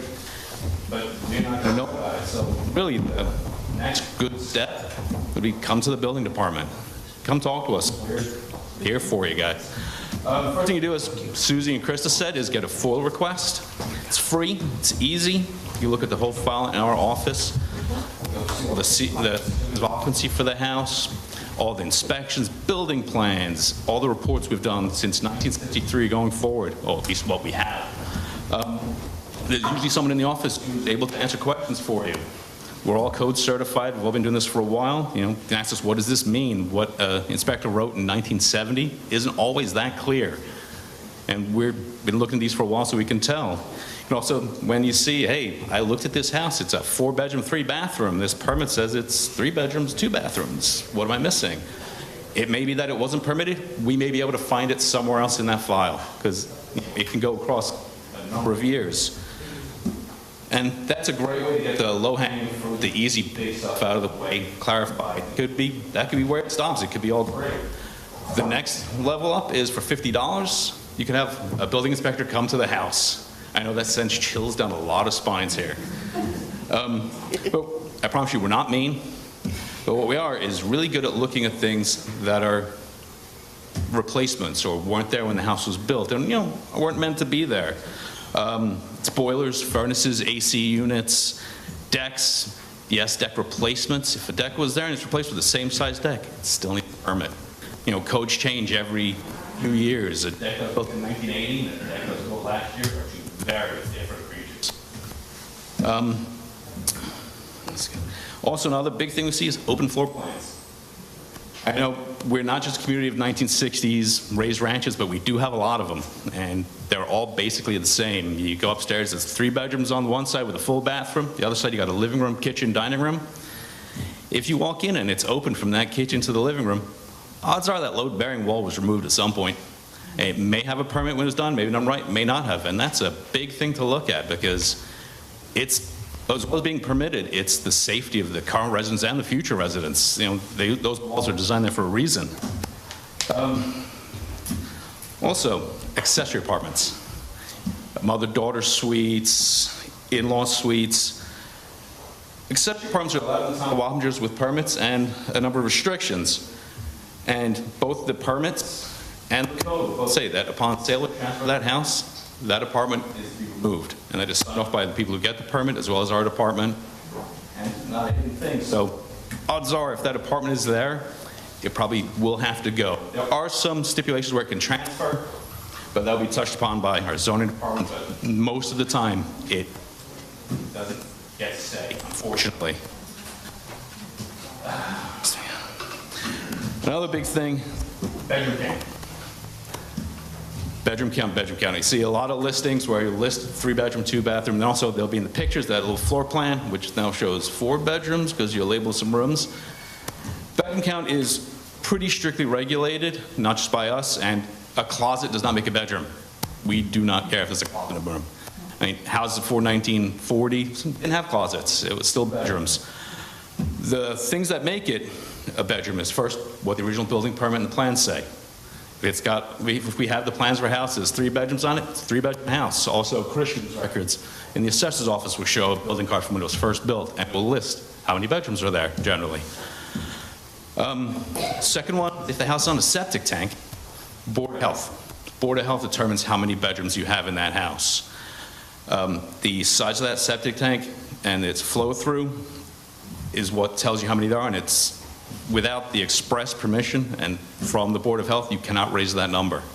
Sometimes it's easy as calling them and just putting in a form and they say, yep, it could support more bedrooms.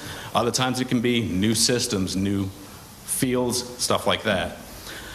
And the third thing, if the septic system allows it, or it's on town sewer, because with a sewer it's a little looser, is that a bedroom needs 2 things, a smoke detector and also an emergency escape window, which is a window which is specific dimensions and opening size for emergencies where a fire department can come in or you can get out in case of a fire. A bedroom needs both of those things if it's being created after the house is built or after early 70s. Without those, it can't be a bedroom. Studies, offices, it's not a bedroom. And another thing to clarify, when stuff is being legalized with our department, the date that you're coming in to legalize it is the date it was created. If that AC was installed in 1975 without a permit, you're coming in now and you're going to legalize it now, it goes under the modern codes because it is as of today you have air conditioning. So a lot of times things will have to get updated. But that's just a thing I want to throw in there. And grandfathering, not really a thing after 1963 when we started zoning codes. Okay, and so the third thing you can do when you're listing a house, and Krista touched upon this also, is the homeowner, or you guys with the homeowner's permission, can order your own municipal search. It's the exact same search that we do for a title company. We look through every record, every available resource we have to find out what is on that property. We will come out to that property and compare notes of what we can see versus what is there. And if you're ordering yourself, be more helpful because you can also let us in the house. We're kind of like vampires. You know, we can't just come in. Invite us in, we look around, we compare these notes. And the good part about this is instead of us sending it to the buyer's attorneys 2 days before your closing, it comes to you guys before it's even listed. And then we can see what's there and what has to be done. Sometimes it's clean, sometimes they're great. I love that when they're clean, but you know, getting it all done beforehand is even better. So now you have all this information from a FOIL request, a site visit, or a municipal search. Now, your homeowner or yourself with the homeowner's permission can come to our department, open a building permit. Many things can be legalized just as is. When I'm out there, I can see a hot water heater. If it was installed correctly, it has all the safety requirements, it's done. You come in, open the permit, I close that permit, and you have a certificate, you're good. Sometimes things will need some work. Sometimes things may need to be removed, depending on what they are. But we can all tell that point, and it can be told before the 2 days before the closing when we finally get that title search request. And so if all that's done, when that title search does come in finally, it's clean, it's easy. We probably don't even have to come out again because I was there 2 weeks ago making sure everything was good, and your closing goes off without a hitch. And that is really what we all want. Everyone, including sellers, buyers, and all you guys. That's basically my bit there. So I'm going to hand you off to Susan Dale, our building inspector, who's now going to touch on the municipal searches.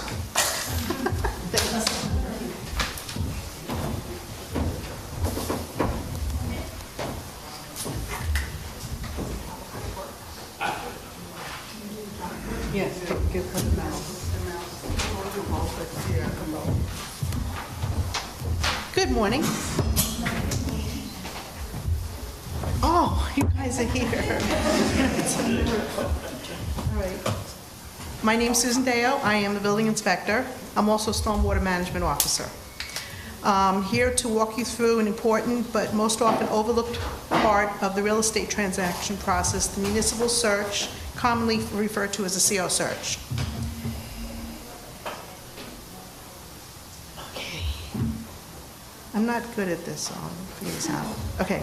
Now, if you're buying or selling a property in the town of Wappinger, this is something you need to understand.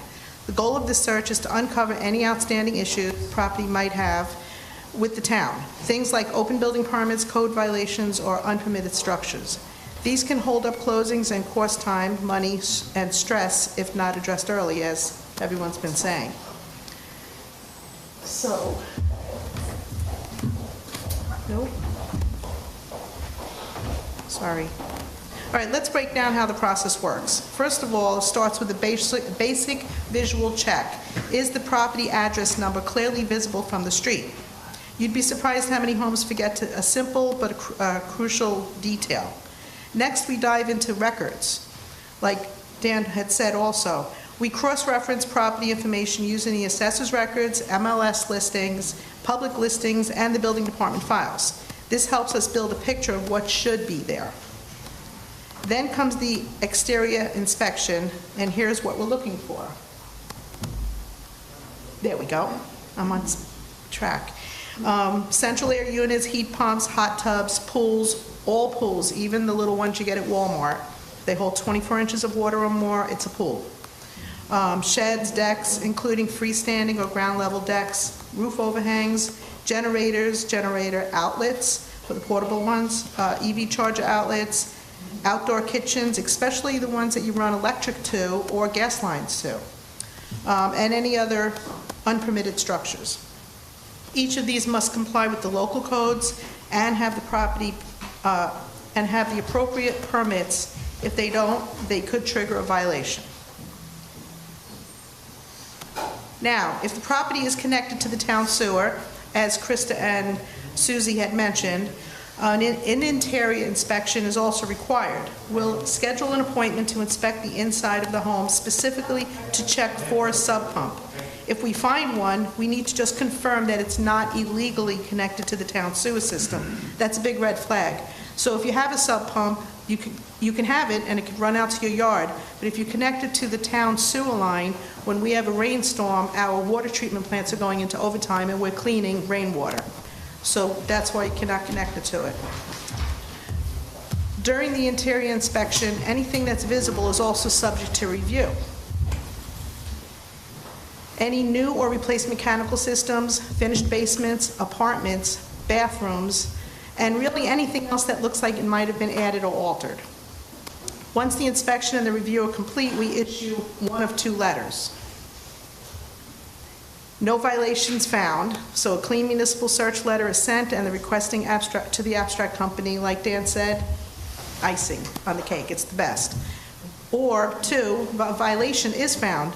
In order to remedy is issued to the homeowner, and a municipal search letter noting the violation is sent to the abstract company as well. The critical thing to remember, timing matters. If we receive a municipal search request right before closing, it can be a major problem. If violations are found at the last minute, it can delay an entire closing process. So don't wait to get your municipal search started early. As Dan had said, I can't say it enough. Do your homework ahead of time and everything else will run smooth. And lastly, this is important, there's no such thing as grandfathering. When it comes to unpermitted work, just because something has been there forever doesn't mean it's legal. Every structure and system must be compliant with the current code unless proven otherwise. People like, I've been living in this house for 40 years. Well, guess what? Codes, you didn't need a permit prior to 1963. That's as old as I am. It's a long time ago. So there's no grandfathering anytime after 1963. So whether you're a homeowner, a buyer, a seller, or an agent, understanding the process helps you avoid surprises and keeps things moving smoothly. Thank you for your time, and I'm happy to answer any questions at the end. Thank you. Wait, I didn't finish this. There you go. Questions? Done. B's up.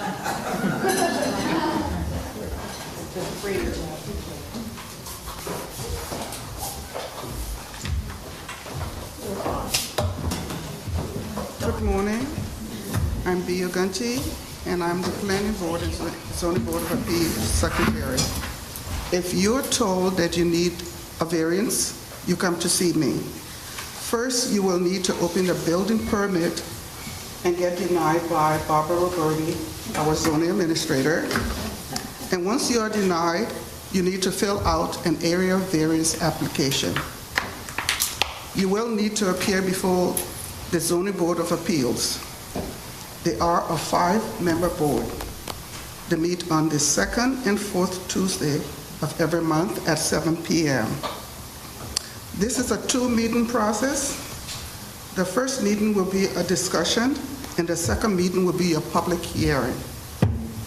At the discussion, you will tell the board why you are before them and what you need. The second meeting will be a public hearing. This is when a decision is made whether to grant or deny your variance. Once your variance is granted, the decision will go to the building department.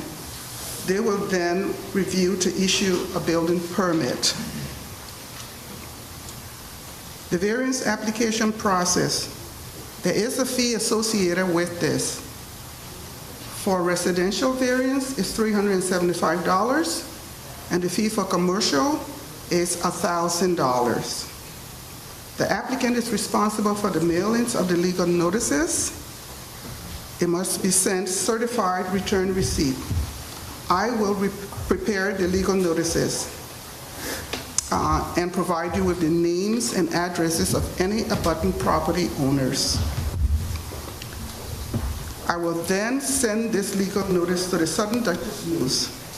The applicant is responsible for the payment of the affidavit of publication from the Southern Dutchess News. And that's it for me. Yeah. So I'll turn you over to Holly Krieger, our fire inspector.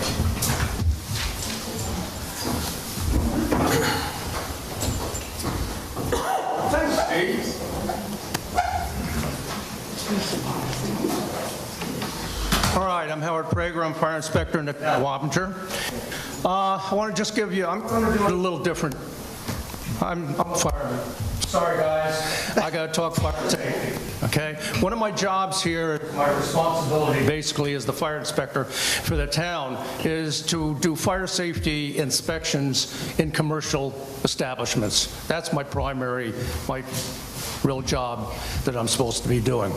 At times, I have to go into residential homes, and that's 1- and 2-family homes.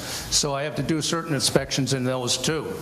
Whenever a resident needs any type of a new oil burner, a gas boiler, a water heater, a pellet stove, a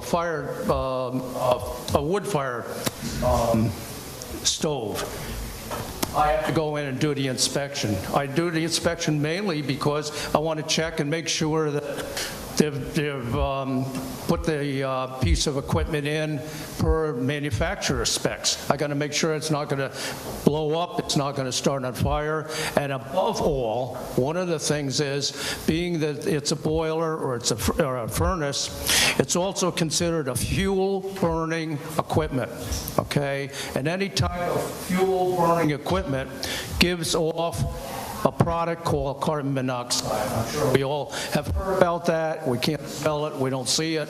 It's one of the things that really can do a lot of damage to a person. It can actually kill them. So this is why I want to talk about not only smoke alarms this morning, but I do want to talk about CO detectors, or CO alarms rather. See if this works. Which one works? Just roll it. Which one? Roll it with your finger. Roll it, roll it, roll it. Okay, so that's not Someone working. help him. B, go. Huh? There you go. Rolling? Ah, we went one way. There we go. Even though a lot of people think I'm very, very smart and sometimes make up some of these codes, it's not really true. Okay, I'm actually a code enforcement officer.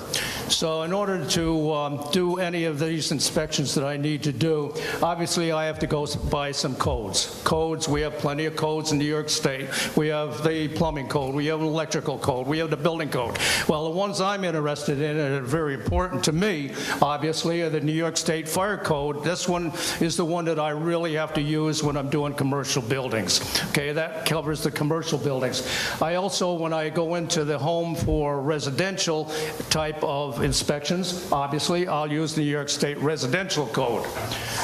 One of the things that I do want to stress in talking about the codes, and I don't know if it's been brought up here this morning enough, is when a resident comes in to get any of these fuel burning type of equipment, a boiler or a furnace or anything, it's specified right in the code, New York State Code, that a permit is required. So we have to have the person, or that's the resident themselves, or the contractor who's doing this work, come in, either go on our website and get an application for the permit, or come into the office and get a permit.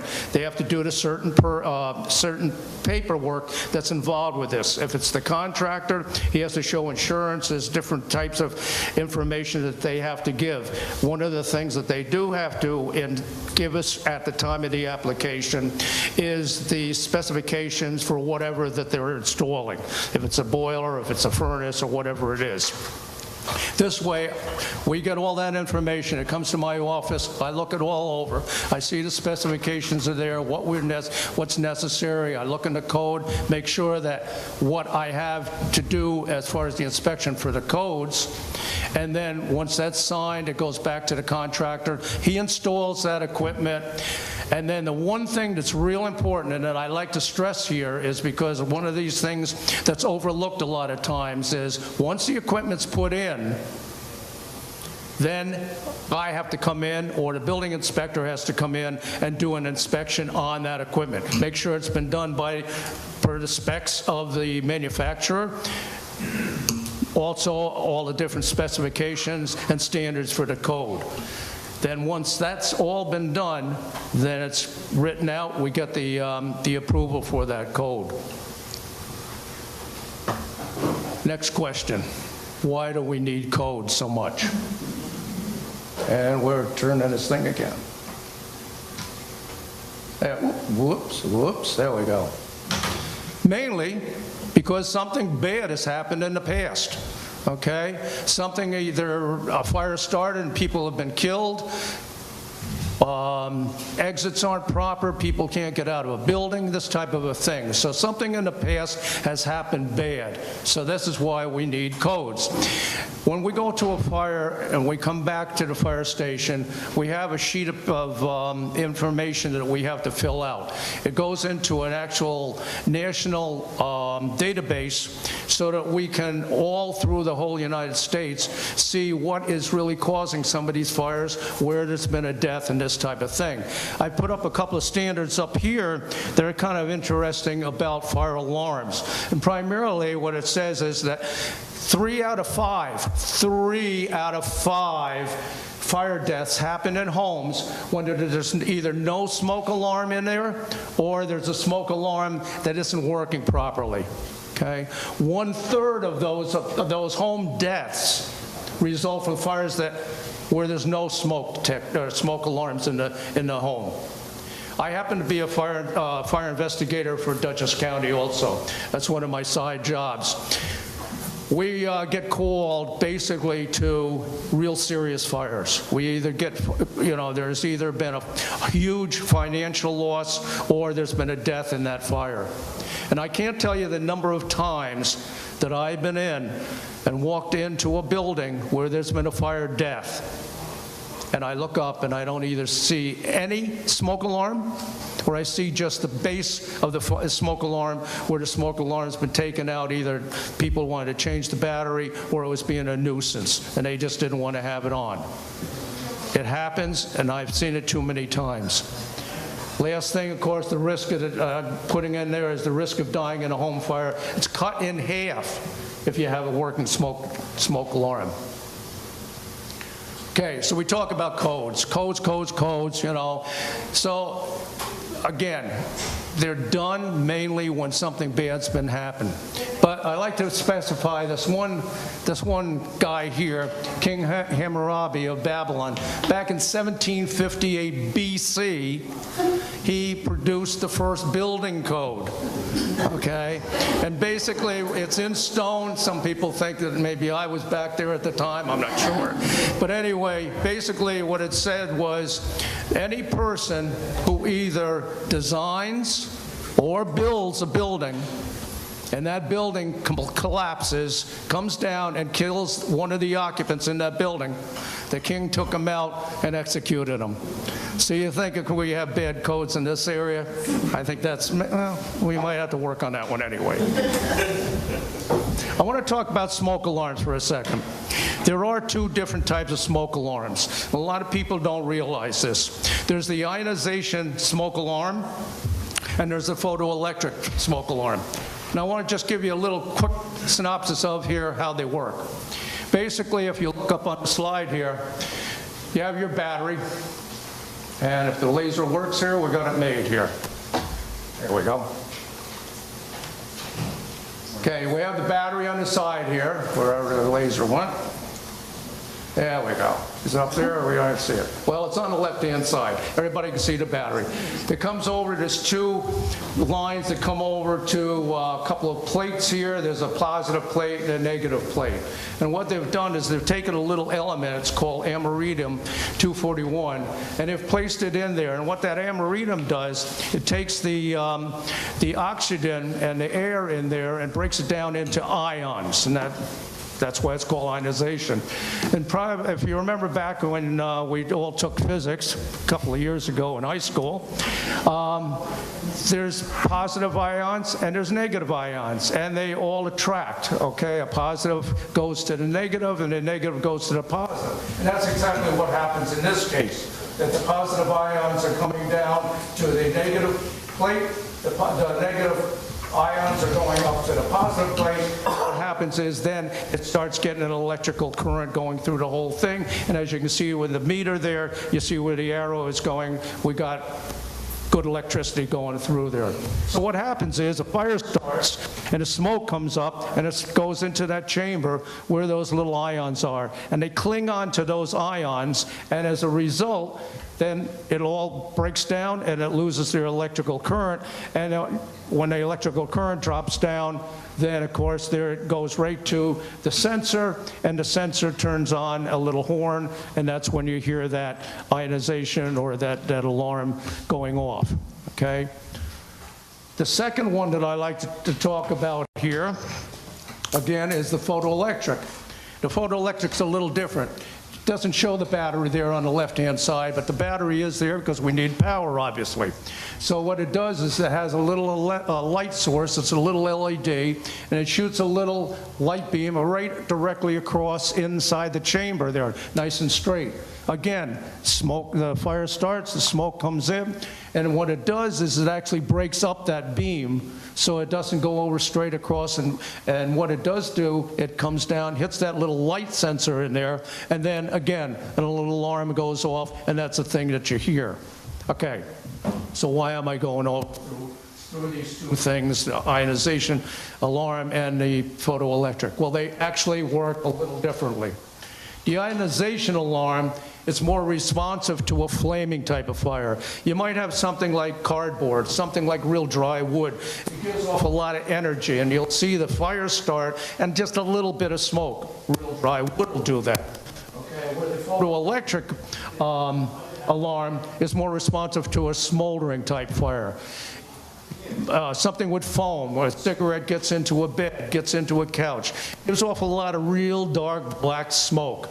Now the ionization alarms, I want to tell you, one thing about it is they will give sometimes a false type of an alarm.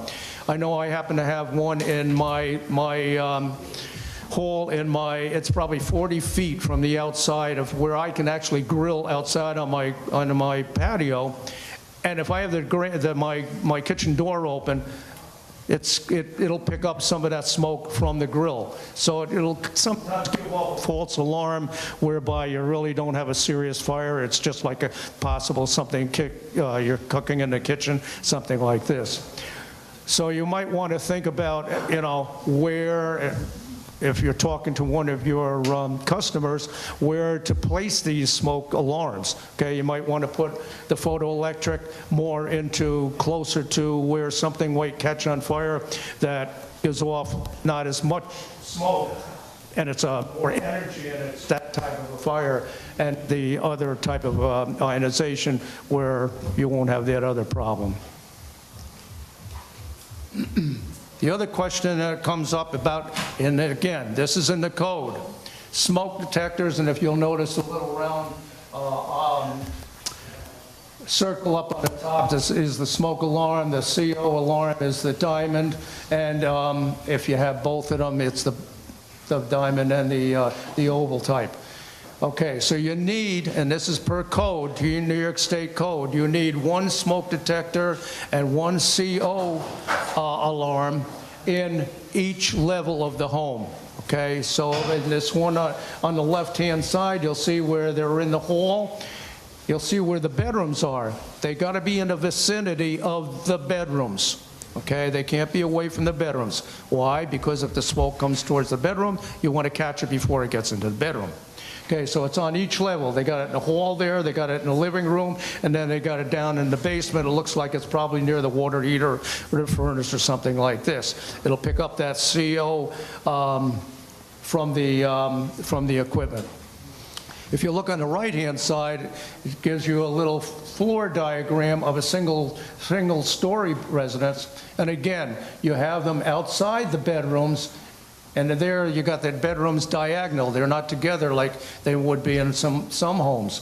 So again, you'd need the smoke alarm and the CO alarm in front of each bedroom. And in each bedroom, you need just the smoke alarm. Okay? So that kind of saves a little bit of cost in that.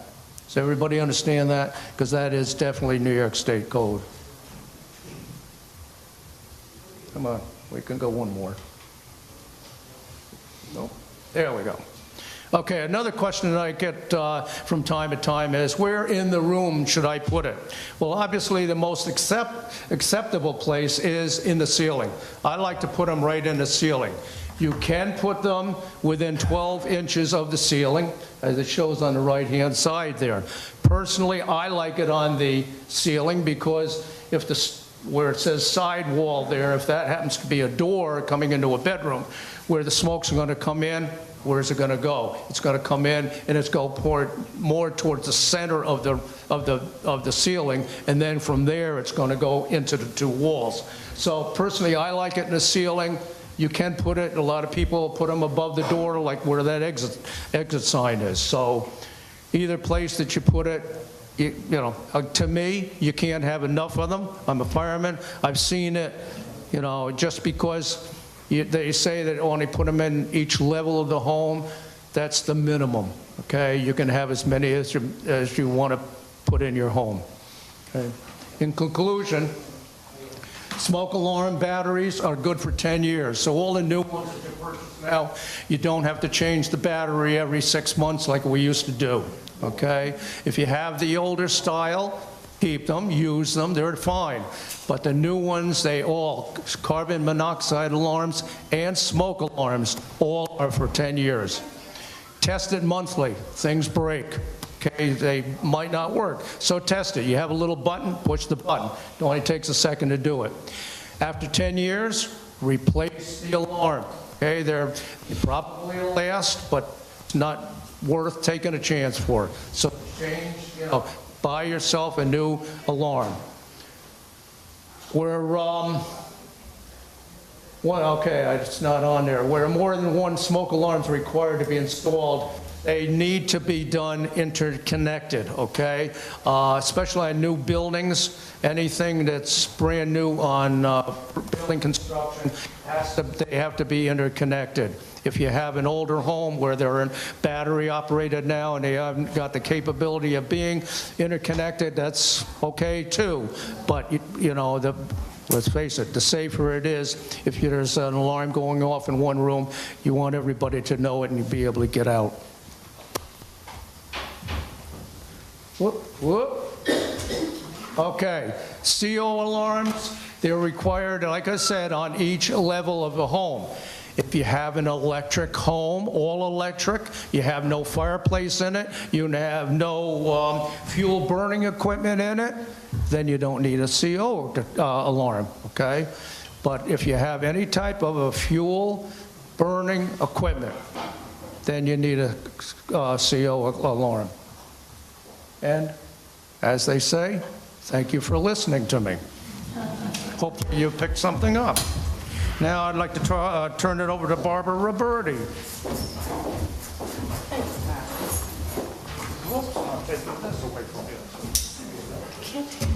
Hi, I'm Barbara Roberti. I have this really long title. I'm the Director of Strategic Planning and Municipal Codes. I'm the zoning administrator. I'm the person who says no a lot. So everybody that spoke to you already, we're trying to turn all those no's into yeses. The department here is amazing because everyone in the department is code certified. And that's something Wappinger is really proud of, right down to our clerks. So when they're speaking to you, they have a lot of knowledge and helps us get that knowledge to your clients without always having to wait for one of us to come in from outside. So I'm going to speak about apartments and short-term rentals. Accessory apartments in this town are allowed, they're encouraged for families, but they are for parents, siblings, and children. They're not for renting to outsiders or a distant relative. There's an application process. It used to be with the planning board, but it took a lot of time and was very expensive to get. They are not transferable. So if you have one for your mom, or a client with one for the mom, and the mom leaves, and they have another family member, they need to let us know, change the application, and that's fine. But they are told, and it's very clear, that they have to file a declaration of covenants, which is a legal document to their deed, which will let future buyers, attorneys, real estate brokers know that that apartment ceases, that approval, with the person who took it out. So they can't keep it in their house and then rent it. There is an exemption to that, which I'll get to. It cannot be more than 35% of the existing home. So you can't have it in a detached structure. You can't put it in a garage or a barn. The kitchen is what has to be removed completely, and the house is turned back into one family. So if you use a basement and you have mom and dad down there, the other people have spoken, it has to have egress and different forms of safety, and it's inspected. The only part that has to be removed is the kitchen to turn it back into a one-family. Most of Wappinger are one-family neighborhoods, and Wappinger would like to keep it that way. If you're in a one-acre neighborhood, usually R40 and up, you do have the option after 5 years, if mom has left for Florida, you could rent it to a single person over 55, and we allow that, but you have to register it. So there are there's laws up here for handouts. The accessory apartment law is a great way to keep families together, but you can't sell it as a mother-daughter because the legality of it ceased when the person put the house on the market. So that's something that we come upon a lot at closings. So if you're looking at a house and they go, oh, I have a mother-daughter, I have a two-family. Wappingers doesn't have two families. We have a few old ones, but we don't have zoning districts for two families. From your client's point of view, they can get more money for the house. But that's something that's going to come up at a municipal search, and it's going to cause chaos for your closings. And you're a business person, so you don't want your closings to go awry. And if you're the broker for the buyer, you don't want the buyer to get shocked at the end. So we ask you to check with us as you list homes, as you're being told. As far as short-term rentals, at this time, they are not allowed in the town of Wappinger. Are they there? Oh yeah, there's plenty of them. And we all know that.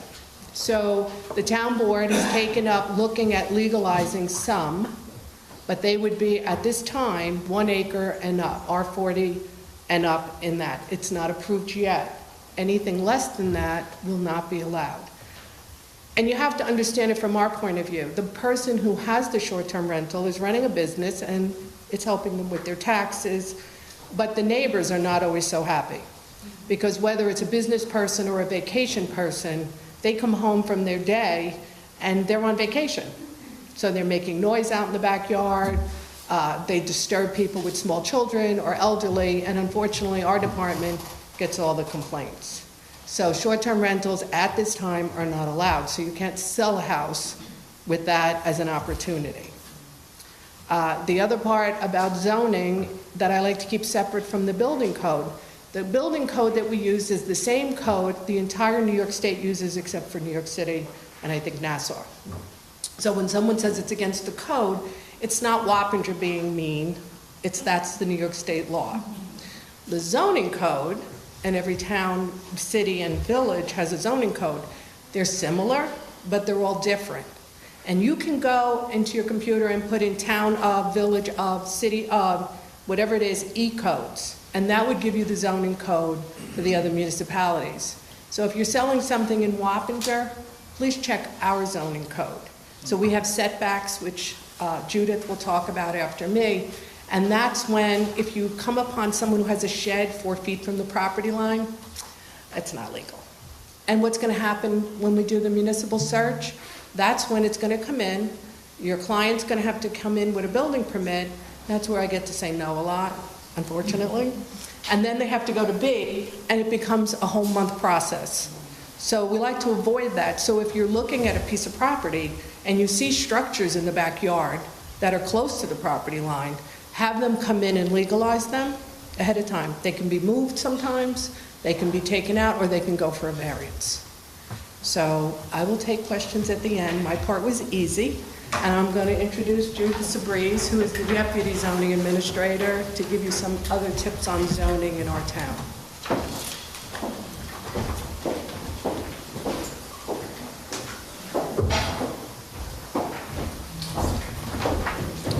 So, you thought you were going to get out, right? You got one more.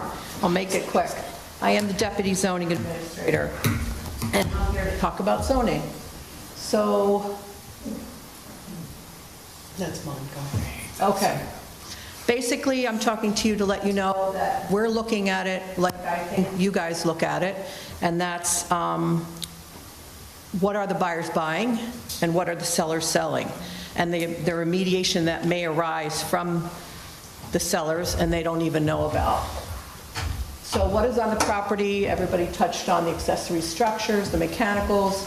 What is a structure? It's anything that can be constructed or erected. We talk about buildings, parking areas, garages, storage, handicap ramps, liquid gas storage tanks, roof-mounted solar, ground-mounted solar, fences, hot tubs, gazebos, furnaces, boilers, water heaters. It goes on and on. There's quite a list of items. So if you have any questions, you certainly can call us. We are here to help, and we can go over what exactly we're looking at. What is a zoning permit? Well, we have building permits, and part of that is looking at it through the zoning eyes, and part of it is looking at it through the construction eyes of the building department. It can be used for tools, storage, playhouses, refuse containers, wood storage. They're either under 144 square feet or over 144 square feet. And both of these, whether they're under or over, have to be considered for a permit when we're looking at them. So we get a lot of creative people come in and tell us what they're doing, but I put this in as a little funny, but they say, well, why do you need to know what it's used for? We do. That's part of the zoning that we're looking at. Why is the use and where is it going to be? And then the building department would look at it, what it's going to be built out of.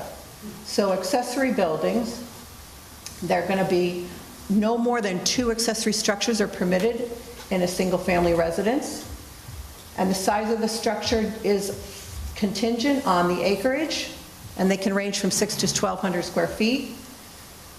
And if you see 3 or 4 structures, chances are some might have to be removed, or you may need a variance where you would be speaking to Biagunti. So we have a lot of different kind of structures. People get very creative with what they put up, and it's kind of a joke, but zoning regulations can cover bad taste. We look at everything when we're looking at it through a zoning aspect. So the yards and setbacks. Setbacks are dependent on the zone and the size of structure. We talked about parcel access and our assessor. There is a zone listed on, when you go into the property card, that's one way you can find out what zone you're in. But depending on the zone you're in and the size of the structure, whether it's over 144 or under, side setbacks can be 12 feet to 40 feet, and they can be as low as 6 feet to 10 feet. But again, it depends on what zone you are in and what the size of the structure is. Here's a little bit of a drawing that is easily accessible from our town website. We also include it in every building application, and it really goes over where and how you figure out the setbacks. So we get a lot of people wanting to do things. They start out small with a bathtub they're going to add, and it turns into a two-story construction. So again, you're looking at that when you go in. Some of these things just don't fit where they are, so it kind of flags you out. Front yard. So properties have a front yard, 2 side yards, a rear yard, except when they're on a corner lot. These can cause a lot of chaos for people. They don't even realize that they have 2 front yards. Nothing can be in the front yard. If you're on a county road, a state road, you have setbacks for road frontage. That comes into play. But again, nothing can be put in a front yard. So cars, they're supposed to be on the driveway. They're not supposed to be in the grass. Campers, boats, trailers, we have restrictions on those. We have in our code, it's only a camper or a trailer is allowed, but it can be never in the front yard. So when you have a parcel, a property that's a corner lot, that is something you really want to check into. Fences. So everybody wants to put a fence up. A fence makes a good neighbor. We do have our code restrictions. It's a 6-foot fence in the side and the rear, 4 foot in the front. But again, on a corner lot, you have 2 fronts, so that's 4 feet on 2 sides. They have to generally be set back 12 feet from the property line or the edge of pavement. A survey comes into play here. If your client has a survey, look, find out where their property line is. But the town does have the right-of-way that we have to consider. It may be used at some point, so structures are not allowed in that right-of-way. Something else that you must consider is easements. We have properties that have a ton of easements, so we do have to look at those. Nothing can be in an easement. And then retaining walls, 48 inches or higher. So anything 4 feet or higher, they require a permit and an engineer plan, usually with an engineer sign-off. So what are easements? Easements can be Central Hudson. They can be NIPA. They can be utility easements. They can be water easements. They can be sewer easements. They can be drainage easements. And what people really need to know is what do they have on their property. Again, a survey would come into play. They can reach out to us. We can assist them in looking to see what they might have.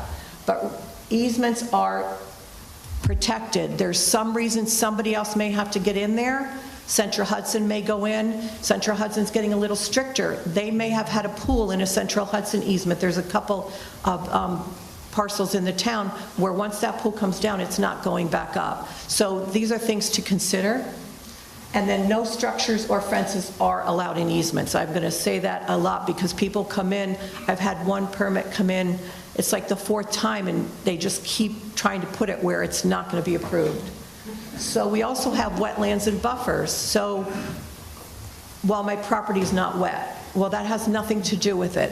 DEC, the federal government agency, they've called out that there's a wetland there. It's protected. Then they have a 100-foot buffer, whether it's placed by the town or placed by the DEC. We're calling that out as well. So nothing can be in a wetland or its buffer, and we do strictly follow that. So can you put a fence? No, you can't put a fence. Can you put a shed? No, you can't. Can you put a pool? No, you can't.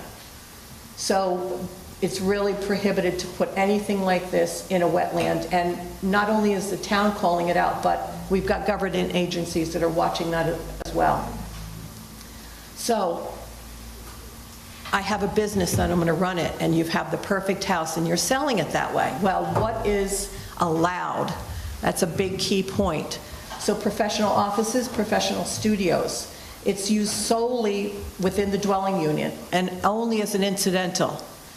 Not more than 2 non-resident employees, no external display, no construction or alterations not customarily found in a dwelling unit, and storage of goods is prohibited.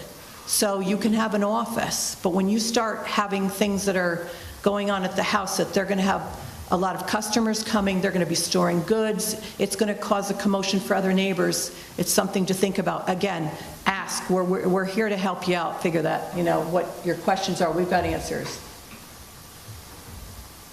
So, again, I'm just trying to lighten it up a little bit. So property maintenance. This is always a fun one. So you go out and you see that they've got their old water heater out there, and they've got mechanicals and tools and other types of items, trash, accumulation of household goods, their grass, their shrubs, it's not maintained. Well, it's going to be something that's going to be called out. Whether the neighbors are calling it out or we're going to check it, we're going to see it. It is a big problem in the town when you have things that are not supposed to be on your property. So if you see that, encourage them to clean it up. The pile of concrete blocks that they had from, they ripped that patio up or they took wood down, have them clean it up. So let's see if I can get this going. So the houses also must be maintained. Typically when you're selling a house, I know there's as is, but some of the items, if it looks like it needs to be repaired, come talk to us, ask what you need to do. People have said, oh, my deck is in bad shape. Sometimes we tell you to leave it alone, because if you start doing anything to it, you're going to have to generate a new permit. It's going to be considered a new permit under today's code. So these are the kind of things when you're looking at a property, what should I do, what shouldn't I do? Please feel free to come in and ask us those questions. So, good neighbors. Garbage cans don't live in the roads, okay? 24 hours after the pickup, it's got to be back somewhere. Not in the front of the yard, it should be stored someplace else. Parties are fun within restricted hours and must quiet down by 10 p.m. So when you're selling to a person that's got a big family and they like to have parties and this backyard's going to be fabulous, tell them to check with the town just to make sure what they're going to be doing. Construction and yard work, we do have restrictions on 7 a.m. to 7 p.m. on weekends and holidays, 9 to 6, including Saturdays and Sundays. ATVs. So we don't want people not to have fun, but there's restrictions, and ATVs are limited for properties. You can't be within 400 square feet of another property. There's a lot of restrictions on that, so please feel free to come in and ask us questions. Chickens and farm animals is a big one. We have a 2-acre minimum. So can I have chickens if you have more than 2 acres? Am I going to have a chicken coop? You might need a permit for that. So be very clear when people are talking to you about how I want a little pony, and we have them. What do you need to be able to have that? Landscaping or grading, small projects gone awry. People love to say what they're going to be doing, how they're going to fix this. Landscaping is one thing, but when you start building retaining walls over 4 feet, you start working with wood, it becomes a building permit. And then ask questions. We are certainly here to help. We want to be able to answer those for you. There is nothing worse for us than to write the violations. There's nothing worse to us than to when people call up and say, we're closing tomorrow, help us do this. We really want to do it for you. So as soon as you go out to that property and you look at it, you from your eyes can kind of see what we've been addressing here. And also from the buyer, when you're selling it rather, when you have a client that's saying, I'm looking to do this, it's going to cause a problem for somebody, whether it's the buyer or the seller, and ultimately we're all trying to do the right thing for our residents. So We have this a lot. We've got the guy in the middle that has the pristine lawn, and then we've got the guy that's parking 27 cars that's not running his landscaping business, and then the guy on the right that thinks he bought into the farmland and has got, one rooster, 2 goats, and, chickens. So thank you for your time. Again, we are here to help you, so any questions, please feel free. I'm sorry?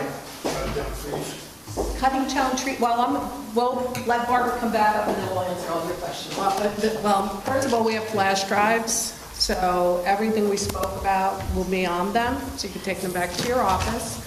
I'm going to ask Mr. Cappuccini if we can, for the building department, we worked on this because this is our silly busy season, so our PowerPoints are not on here, so we'll get them onto the website under the real estate forum for you. 2 things I want to say. There's a lot of new houses going up, and in the last so many years, a lot of the subdivisions, because I work with the planning board, they have a lot of easements around it. Please encourage your buyers to look at the easements. We have a subdivision that almost every lot has an easement on both sides and the rear, and people don't realize that till the day of closing, and they can't put up a fence. And if they do, they're losing 10, maybe 15 feet on each side. So the buyer beware, but let them beware before they buy. So I'm telling you, it would be so nice for you to do that for your buyers. Calling us. I hear a lot, nobody picks up the phone. There's not that many of us. And if you've ever been here during the day for something yourself, we have a line in the hallway. The phone is ringing. We will get back to you. But better than that, email us. Our business cards are up here. Our emails are on the website. If you email us and give us the address with the question, we will get back to you. I answer emails at night and on the weekend. So sometimes something simple, I get sometimes, oh, can you tell me what zone that is? And can they have, I don't know, chickens? If I get an email, I'm answering them all day, I'm answering at night. You just want that answer, I can give it to you. And when you leave a message, don't say, I don't know, Susie Jones, and I have a question, can you call me? Because when we call you back, we may have to put you on hold or call you back again. And as you can see, we're busy. So leave your name, leave the address, and leave the question. It's just so important because when we research it, we're really knowledgeable and you get your answer right away. So in closing, I'll let Joey close this up. We appreciate you staying. We hope this has helped you in any information when you go to sell or buy or with your buyers for houses. If you don't mind, could we get a round of applause for our amazing staff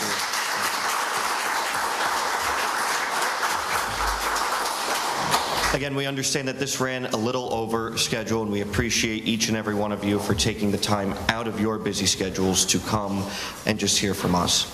We do want to open it up for any questions. Again, we have our panel still here, but we understand if some of you have to scoot out, go back to work. But are there any questions? Yes, ma'am. Sometimes some properties are sold as is, and maybe there's a CO or permit that's not in order. Can a purchaser close out that permit or apply, close out that permit? Yes. And is there a certain amount of time once transfer is Is this on? Okay. So anything can happen at a closing. A house just recently sold with violations, and unfortunately now the new buyer was very well aware because I spoke to both attorneys, and that person now has to clear that violation. So I guess the way I look at it and the town looks at it, the seller is leaving the area or the town. The buyer coming in is our new resident. And just like we would want for our children, we don't want them buying a problem. And that's what the municipal search is for. So the person who created the problem, or maybe they inherited it when they bought the house, they leave it in good shape for the next person. I would not want to see my son buy a house and get a pool, and then wherever they live, they go out and go, that shed's illegal. Now you have to pay a legalization charge. Oh, you got to get a variance. It's not fair to the new resident. And that's really why we are so strict on municipal searches. So can you sell a house as is? Sure, but the buyer that's buying it has to realize they have to cure those violations. And we will work with them. Building permits are good for a year, as long as it's not a safety issue. Anyone else? Here, I'll pass the microphone around, this way we can pick you up. Just wanted to know what the fee for municipal search is if we do it privately. They're the same price regardless of who's doing them. $250. $250 for residential. Unless it's commercial. And commercial is... They're different depending on how It depends on how many square feet or how many buildings.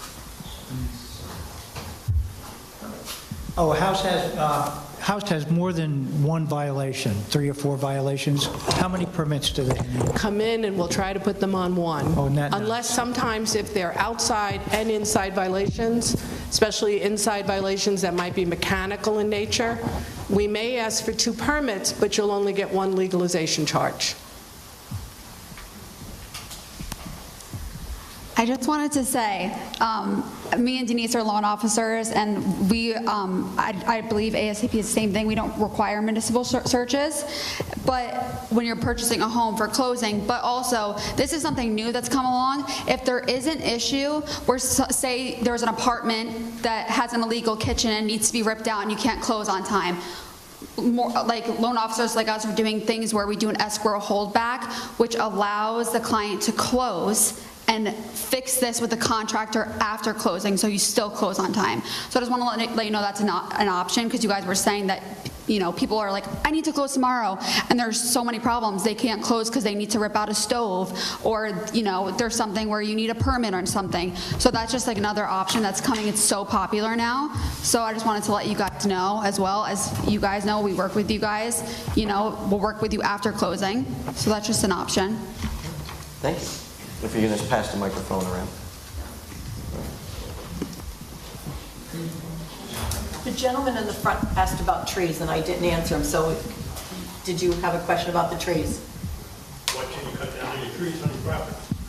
How many trees can you cut down on the Or what size trees? Or what size? Okay, so we don't measure your trees, but you can cut up to 40 cords. You cut up to 40 cords? Yes, and they call them cords, right? Cords. Yeah, Cords, 40 cords. It's like a lot the of size trees. of a Volkswagen. So here's the thing, can you cut down trees? If it's your property, you can, with the exception if there's a wetland or a wetland buffer. What about bat season? And no, we don't do that with residential. Okay. So if it's a site plan, if you're selling something commercially, they can't clear the trees until the planning board has approved it. And then there's a bat season, if any of you are aware with the DEC regulations, from April 1st to October, you cannot cut trees because the Indiana bats moved to Wappinger and Dutchess County and New York State, and they roost at that time. So- But on a residential property, you can. On a residential everyday property, you own a home, we have no regulations on your trees, but we have instituted new codes, as was just outlined, on development projects, planning board projects, that you can't just clear cut a property and then say, I want to build a subdivision. No. There are certain restrictions and protections there, but no, we believe in free home ownership in that regard. And just make sure they're on your property. Yes. Yes. Who has the microphone next? The question that I have is in regard to ordering a title search. That's something that is ordered by the purchaser's attorney. What is the recommended amount of time do you need in order to... 6 months. So the title company, when you go to them, they're the ones that then send to us the municipal search. The unfortunate thing we're finding in the industry is apparently they don't really, the abstract company isn't ordering it until the banks have really approved the mortgage. And once they do that, they're like, we can close in a week. We can close in 2 weeks. So we're getting them, and again, this time of year, we could get 20 a day. There's not that many of us, plus we're doing building inspections, reviewing of plans. So as soon as it comes in, as soon as it's possible, the abstract company should get it into us. So this is kind of vague. I was looking at a house for renovation purposes last year. I believe it was town of Wappinger. There was a problem with the CO for the home, like in the 70s. Was this Wappinger and there was a moratorium and if you purchased it, you could clear that up within a certain amount of time. Maybe you have the wrong municipality, but I was wondering if that was an issue. So I can't speak to other towns. And when it's been brought up with grandfathering, zoning came into town of Wappinger in 1963. Every home should really have a CO if it was built after 63.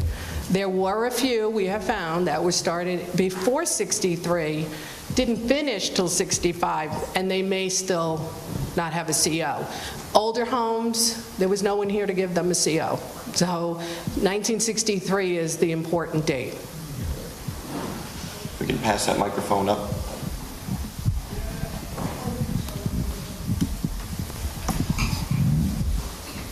Thank you for everything. This was great.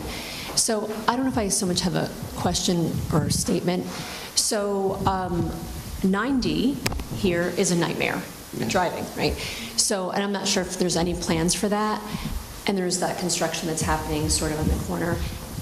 When the construction began for that property or that building on the corner of Old Hopewell and 9D, I know there was a lot of resistance around that. And everyone that I know was very surprised that was approved. So I guess what, if anything, is going to be done to help the traffic flow in 9D?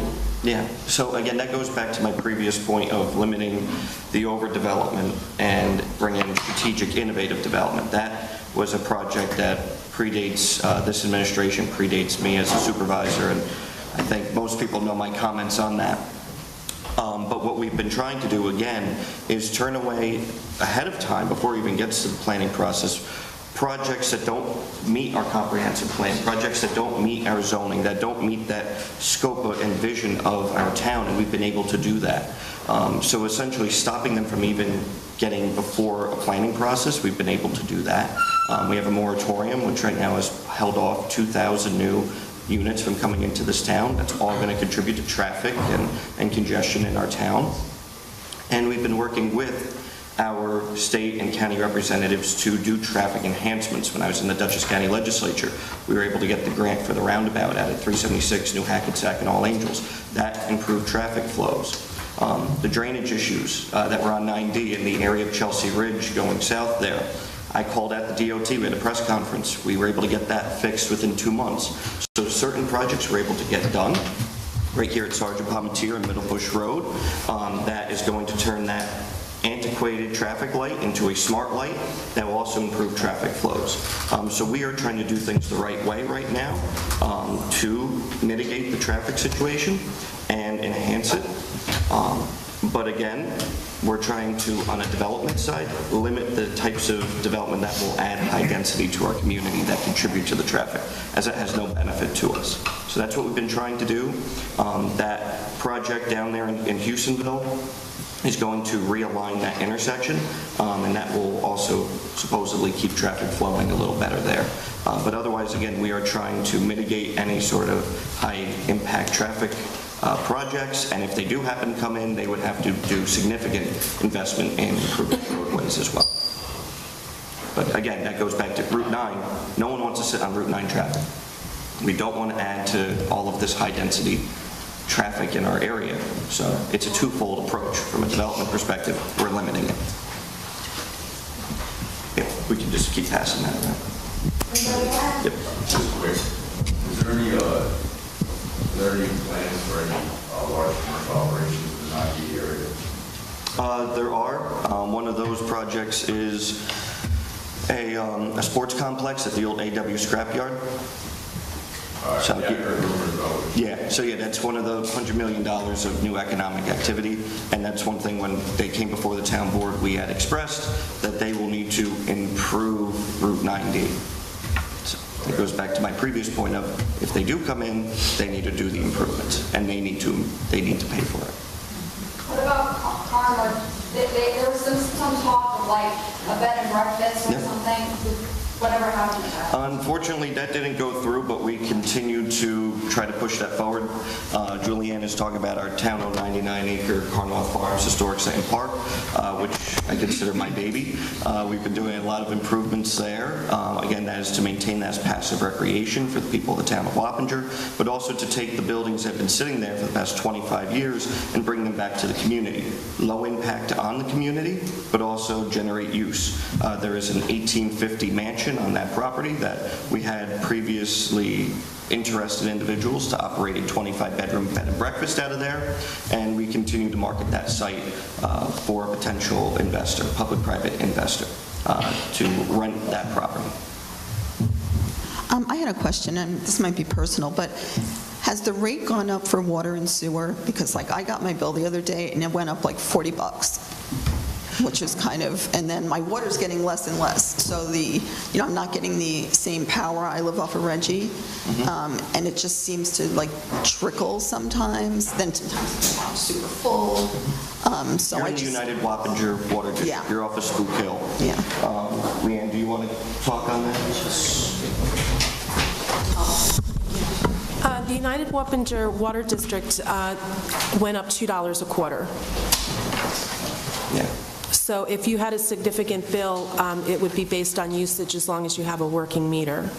The town of Wappinger encourages conservation usage, and that's essentially how it is. So we built it into a tiered system. So if homeowners are going well above a certain limit, then they would see a significant increase. But for the most part, the United Wappinger Water District users did not see a Correct. We're at $40 for 1,000 cubic feet for 3 months.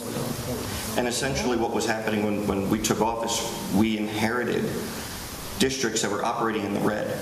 So due to no increases for years, what we saw were, God forbid you had a water main break or a significant infrastructure issue, we would have had to see massive rate increases. So we've been doing steady, small increases, trying to at least get your districts back into healthy condition. And also we were looking at commercial increases more so than residential increases. Obviously, they use more water, so there are certain properties in this town that used an exorbitant amount of water and were not paying their fair share. Actually, the way that the math worked prior, essentially a single-family home would be paying more than a massive commercial property. We have since changed that under this administration.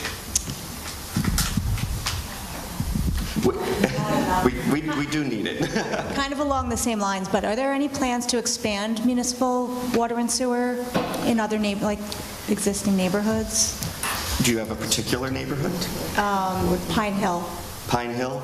So that's closer to the village. And what I usually tell people when they come forward is, no, the town of Wappinger, we're not in the business of expanding water and sewer on the town's dime and passing that along to the taxpayers. We did a significant project. It was called 99-2R, and that consolidated many of our regional districts into the United Wappinger Water District, the United Wappinger Sewer District. Some of these outlying areas, like Pine Hill, along New Hackensack Road, would have a better chance of tying into village resources since those infrastructure lines are closer. We're looking at that on Route 9 as well.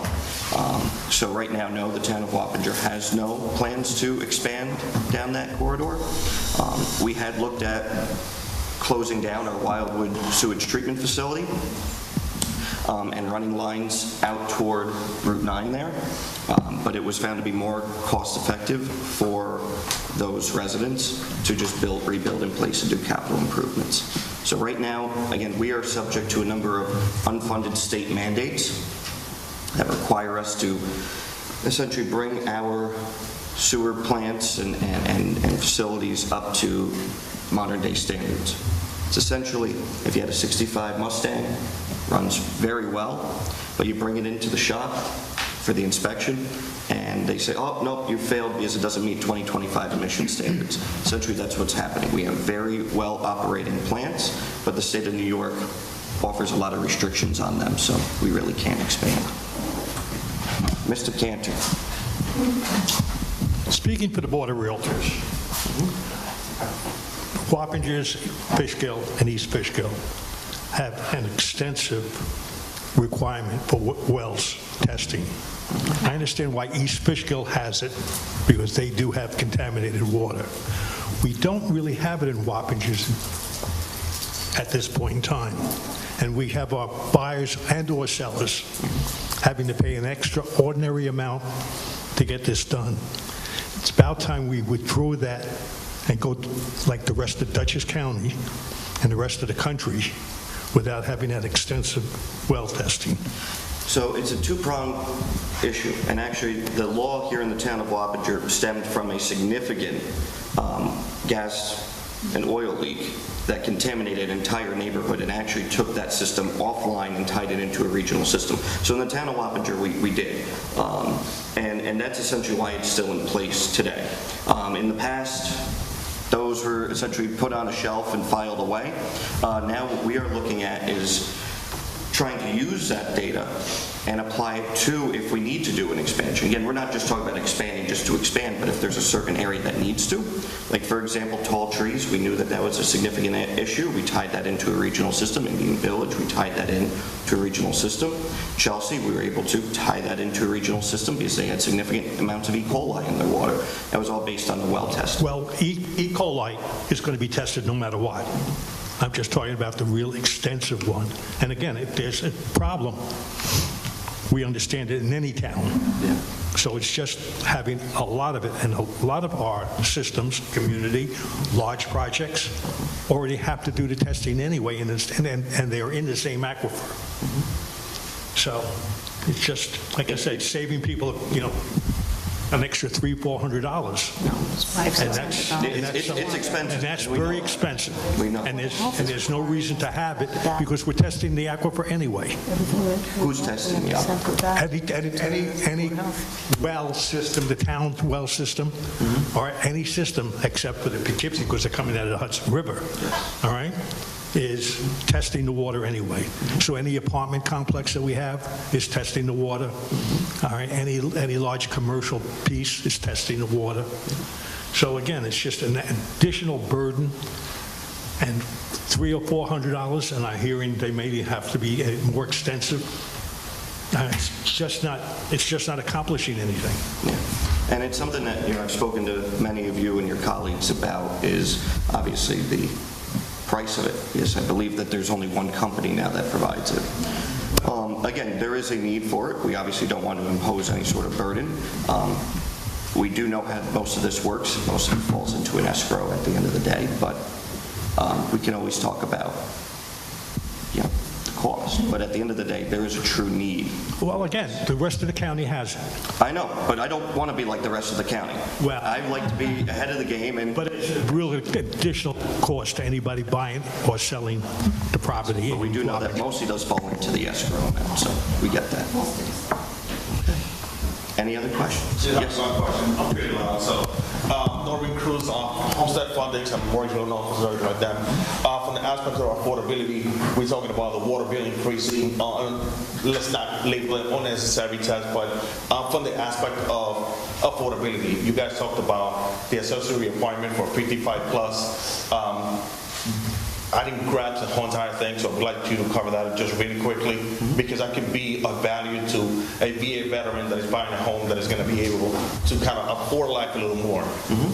So the town of Wappinger typically does not allow for ADUs because, again, you're essentially buying in a single-family area. And again, the town of Wappinger, we have a housing ratio of 60% single-family, 40% multifamily. We also do have the lowest town taxes of any other town in this county. I do want to, again, differentiate the difference between the Village of Wappingers Falls and the town of Wappinger, because the Village of Wappingers Falls water bill that many of you might see is significantly higher than the town of Wappinger water bill, just to get that all out there. When it comes to that, no, again, what we're hearing from a lot of our residents is they want to live in a single-family zoned area. And if we open the floodgates to allowing ADUs everywhere, then essentially you're taking a single-family zoned area and turning it into a multifamily zoned area. And when I already said we're the second most densely populated area in the county and the smallest geographical area in the county, quite frankly, we can't handle that kind of density. We tried to make this work for our seniors and our veteran population. That's why we do allow the over 55, and we do allow it in the acre-plus zoning districts. But to take somewhere like Rockingham Farms, that's already one of the most congested areas in the town in terms of a neighborhood, and then add multifamily units into there, to us, it's just not strategic, it's just not responsible on our end, especially when it goes to the water and sewer. Everything adds up. The more people you add, the more we have to pay for on the town's end, the more your taxes go up. It's why I always use this reference. Nassau County, Westchester County, some of the most congested areas in the nation. And what else do they have? Some of the highest taxes in the nation. There is a direct correlation between those two. So I get what you're trying to say. That's why we are trying to keep the town of Wappinger as the most affordable town, by preserving that quality of life that we have here. That is the true path to affordability. Yeah, particularly to the ADUs and the 55 plus. Yeah. So anyone, can someone purchase a property that has an accessory apartment to rent it over in the future to 55 plus? So no, What do you have to go? It has to start out as a family member, correct? Okay. It must start as a family member, and as I said, when your family member ceases to live there, you're not supposed to wait till you're selling it. The way you sign the Declaration of Covenant, you're removing the kitchen then and turning it back into one family. And you can never start it as a over 55. That comes 5 years later, you have the apartment, you're in a 1 acre or higher neighborhood, then you can rent it to a over 55. Yes, that's our rationale behind all of that. And it has to be legally recognized as an accessory apartment. Anyone else? No. I don't think so. Okay, thank you all for coming, we really appreciate it.